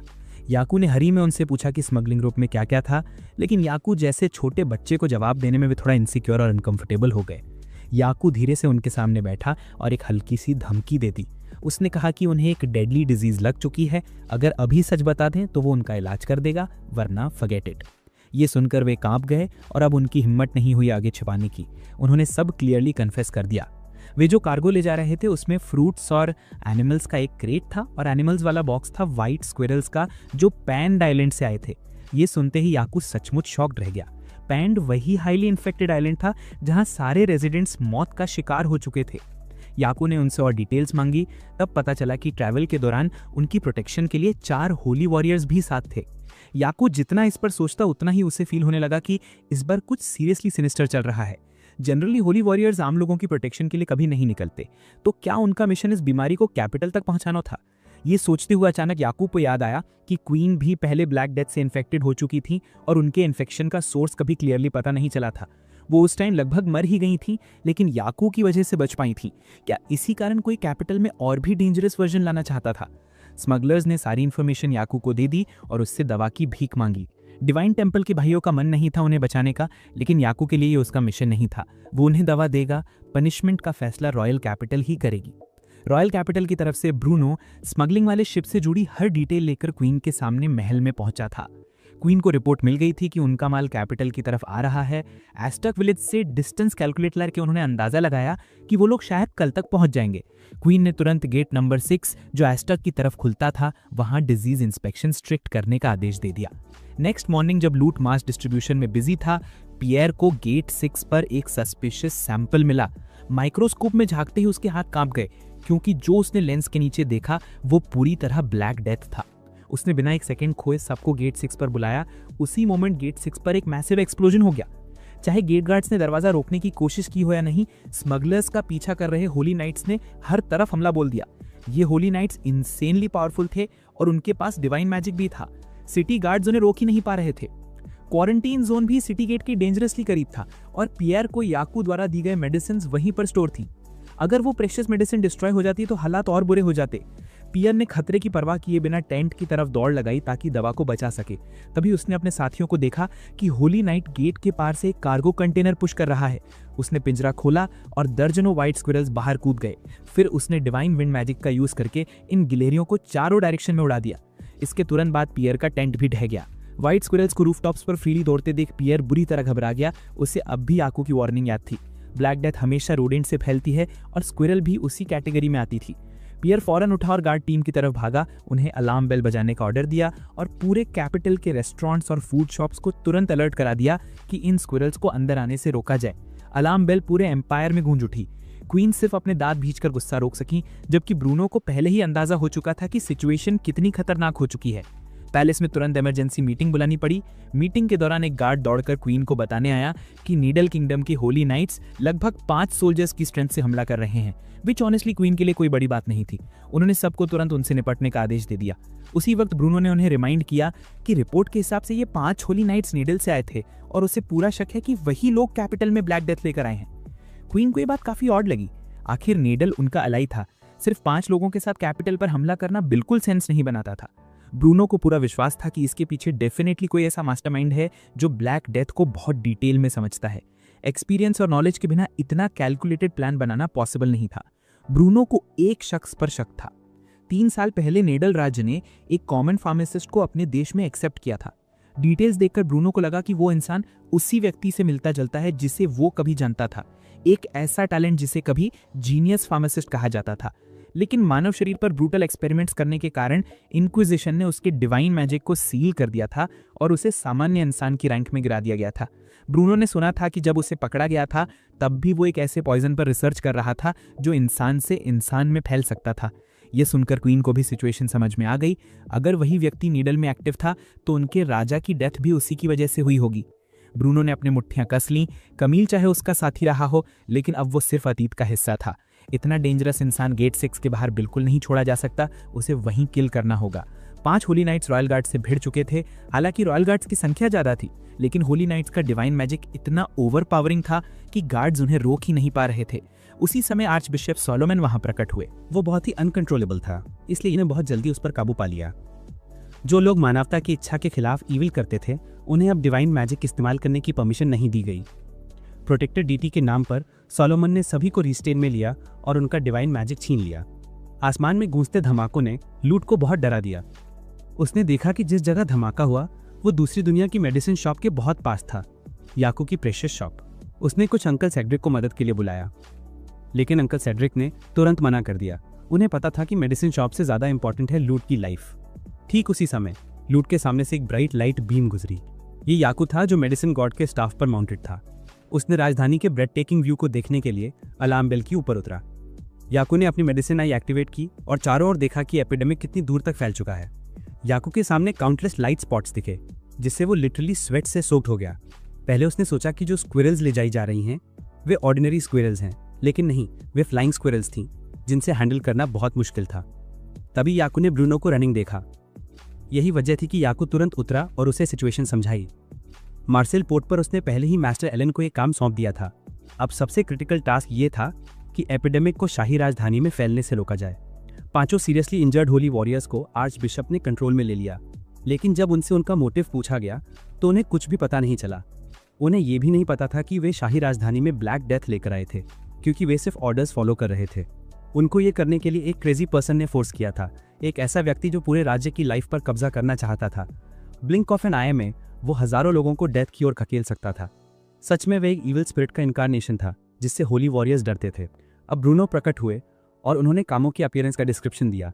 जो उन्होंने बताया वो बिल्कुल एक्यूरेट था। पुष्टि करने के बाद होली वॉरियर्स ने अपनी लास्ट ब्रेथ ली। ब्रूनो ने गार्ड्स को उनके प्रॉपर क्रिमेशन का ऑर्डर दिया। डेंजर की अलार्म अब साइलेंट हो चुकी थी। ये सोचकर कि सब सेफ है, लूट वापस मेडिसिन शॉप की तरफ दौड़ा। याकू भी वहां कुछ और करने के लिए लौटने ही वाला था कि अचानक उसे सीलिंग पर एक डीप ब्लैक शैडो दिखाई दी। ब्रूनो ने तुरंत गार्ड टीम को अलार्म बजाते रहने के लिए कहा। उसे पता था कि कामो भी अपनी रिसर्च के रिजल्ट्स कंफर्म करने शाही राजधानी जरूर आएगा। लूट और अंकल सेड्रिक अभी मेडिसिन शॉप से लौटे ही थे कि अलार्म फिर बजी। खिड़की खुली देख लूट को लगा याकू वापस आ गया है और वो अंदर भागा, लेकिन अंकल सेड्रिक को लगा कि कुछ रॉन्ग हो गया है। लूट याकू को ढूंढने लैब की तरफ दौड़ी, लेकिन वो वहां नहीं था। डोर खुलने की आवाज सुनकर वो स्टार्टल्ड हो गई। अंकल सेड्रिक आह भरते हुए अंदर आए और लूट को स्कोल्ड करने लगे। फिर अचानक वे गिर पड़ा। कामो ने अंकल सेड्रिक को पीछे से नाइफ मार दिया और अब लूट की तरफ बढ़ रहा था। याकू अब मेडिसिन शॉप पर वापस आ गया था। उसने तुरंत अपनी मेडिसिन आई चालू की और स्कैन किया। वॉल्स के पार देखने की एबिलिटी से याकू को अपनी लैब में एक ब्लैक शैडो दिखाई दी। याकू और ब्रूनो तुरंत चेक करने दौड़े। देखा कि अंकल सेड्रिक और लूट पहले ही गिर चुके थे। जब कामो अभी भी याकू का रिसर्च रूम का निरीक्षण शांतिपूर्वक कर रहा था, ब्रूनो ने याकू को याद दिलाया कि वो दोनों का ट्रीटमेंट करने जाए और वो खुद कामो को रोकने के लिए यहीं रहेगा। इस समय तक कामो एक इविल स्पिरिट में बदल चुका था, ना ह्यूमन ना घोस्ट। फिर भी वे ब्रूनो के माइंड में अपने आइडियल्स थोपने की कोशिश कर रहा था। बेशक ब्रूनो ने उसकी एक नहीं सुनी और उस पर अटैक किया, लेकिन वो बहुत पावरफुल था। ब्रूनो के सारे अटैक्स फेल हो गए। याकू लूट के पास दौड़ा और अपनी मेडिसिन आई एक्टिवेट की। दोनों पॉइजन थे। याकू ने अपनी पूरी मेमोरी और नॉलेज का इस्तेमाल करके पॉइजन की टाइप आइडेंटिफाई की। केवल एक नहीं बल्कि उनके ऊपर 2 टाइप्स का पॉइजन का इफेक्ट था। लकीली याकू का नॉलेज इतना एक्सटेंसिव था कि वे उनके वूंड से टॉक्सिक सब्सटेंसेस निकाल सकता था। इस समय ब्रूनो ज्यादा रेजिस्ट नहीं कर सका। कामोस ने उसे किक करके दीवार में गिरा दिया। फिर उसने अपनी स्वॉर्ड निकाली और याकू के पास जाकर कॉम्प्लीमेंट दिया कि याकू का रिसर्च रूम बहुत इंप्रेसिव है। याकू इस बात पर फ्यूरियस हो गया, सिर्फ उसके लिए वे उसे बचाएगा नहीं। याकू ने कामो के फेस पर डायरेक्ट पंच मारा, जिससे वो फ्यूरियस हो गया और चिल्लाया कि याकू के पास क्लियरली उसकी समझ से बियॉन्ड एक पार है। फिर भी वो उसका सच क्यों नहीं समझ पाया। डेथ बाय डिजीज ह्यूमंस की सबसे ब्यूटीफुल डेथ है, या अगर वे डिजीज कंट्रोल कर लें तो और भी स्ट्रॉन्गर बन सकते थे। अगर याकू नहीं समझा तो एक दिन वो भी ह्यूमंस में खो जाएगा। याकू को कोई केयर नहीं थी और उसने सीधे कामो के फेस पर पंच मारा और कहा कि एक फार्मासिस्ट होने के नाते लोगों को बचाना चाहिए, किल नहीं। याकू का पंच इतना स्ट्रांग था कि वॉल टूटकर अंदर चली गई। कामो सीधे फार्मेसी के नीचे गार्डन में गिरा। याकू ने क्रोध से डिवाइन स्टफ टाइटली पकड़ा और उससे कामस पर मारा। निकलने वाली लाइट पूरी शाही राजधानी में फैल गई। सोलोमन तुरंत पहचान गया कि यह प्लेग एलिमिनेशन सीक्रेट जोन था। हिस्टोरिकल रिकॉर्ड्स में मेडिसिन गॉड के स्टाफ में कई पावर्स थीं, जिनमें प्लेग एलिमिनेशन सीक्रेट जोन सबसे पावरफुल थी। जब मेडिसिन गॉड खुद इवल स्पिरिट्स को रिपेल करने स्टाफ धारण करते हैं तब यह पावर एक्टिवेट होती है। शाही कैपिटल की एपिडेमिक मेडिसिन गॉड द्वारा न्यूट्रलाइज कर दी गई। लाइट फेड हुई और यही वो मोमेंट था जब कामो हवा में वैनिश हो गया। याकू ने ग्रट करके उसे फूल कहकर कर्ज किया। तभी लूट दौड़ा और याकू को टाइट हक किया, यानी सब कुछ खत्म हो गया। हालांकि उसके बाद भी ब्लैक डेथ को रोकने की कोशिश याकू द्वारा कंटिन्यू थी। एलन ने असाइंड मिशन एक्सीलेंट तरीके से कंप्लीट किया। मार्सेल में स्टक सभी शिप्स का उसने थरो इंस्पेक्शन किया। याकू ने एपिडेमिक के खिलाफ कंटिन्यूस रिसर्च की और मेडिसिन प्रिपेयर की। अपने फार्मासिस्ट यूनियन के माध्यम से ये मेडिसिन शाही राजधानी के सभी सिटीजन्स तक पहुंचाई गई। सभी को बचाया नहीं जा सका, लेकिन कम से कम सिटीजन्स को वरी फ्री किया गया। नोवरूट यूनिवर्सिटी में प्रोफेसर कैस्पर भी अपने रिसर्च में वेरी एक्टिव थी। उनके द्वारा क्रिएट किए गए सभी नए माइक्रोब्स बहुत यूजफुल थे, जिनसे याकू और भी तरह के एंटीबायोटिक्स प्रिपेयर कर सकता था फ्यूचर एपिडेमिक्स के लिए। इस तरह से ब्लैक डेथ अब याकू के लिए इनक्यूरेबल डिजीज नहीं रही। सभी की ज्वाइंट एफर्ट्स के कारण 2 महीने बाद महारानी पूरी कॉन्फिडेंस के साथ अनाउंस कर सकी कि ब्लैक डेथ पूरी तरह खत्म हो गई है। अब फेयर का टाइम आया था। याकू की अंडरवर्ल्ड फार्मेसी भी फिर से ओपन हो गई। काफी टाइम से वो बंद थी, इसलिए एलन थोड़ी वरीड थी कि क्या कस्टमर्स अब भी उसे रिमेंबर करेंगे। सबसे पहले कस्टमर एडमिरल जीन आए। वे फेयर से सबके लिए गिफ्ट्स भी लाए थे। फार्मेसी का डोर ओपन हुआ। एलन की वरीज के बिल्कुल ऑपोजिट लोग याकू की फार्मेसी में प्रवेश करने और शॉपिंग करने के लिए लंबी क्यू में खड़े थे। कुछ ही टाइम में याकू की फार्मेसी फिर से क्राउड से फिल्ड हो गई। इसी के साथ ये एनीमे सीरीज यही एंड होती है। लेकिन अगर आपको magic, fantasy, school life, romance, love और 18+ एनीमे पसंद है तो हमारे सेकंड चैनल का लिंक नीचे चेक कर सकते हो। नए एनीमे ढूंढ रहे हो ना, तो जाओ और सेकंड चैनल देखो। अच्छा लगे तो सपोर्ट भी करो। मिलते हैं नेक्स्ट वीडियो में नई स्टोरी के साथ।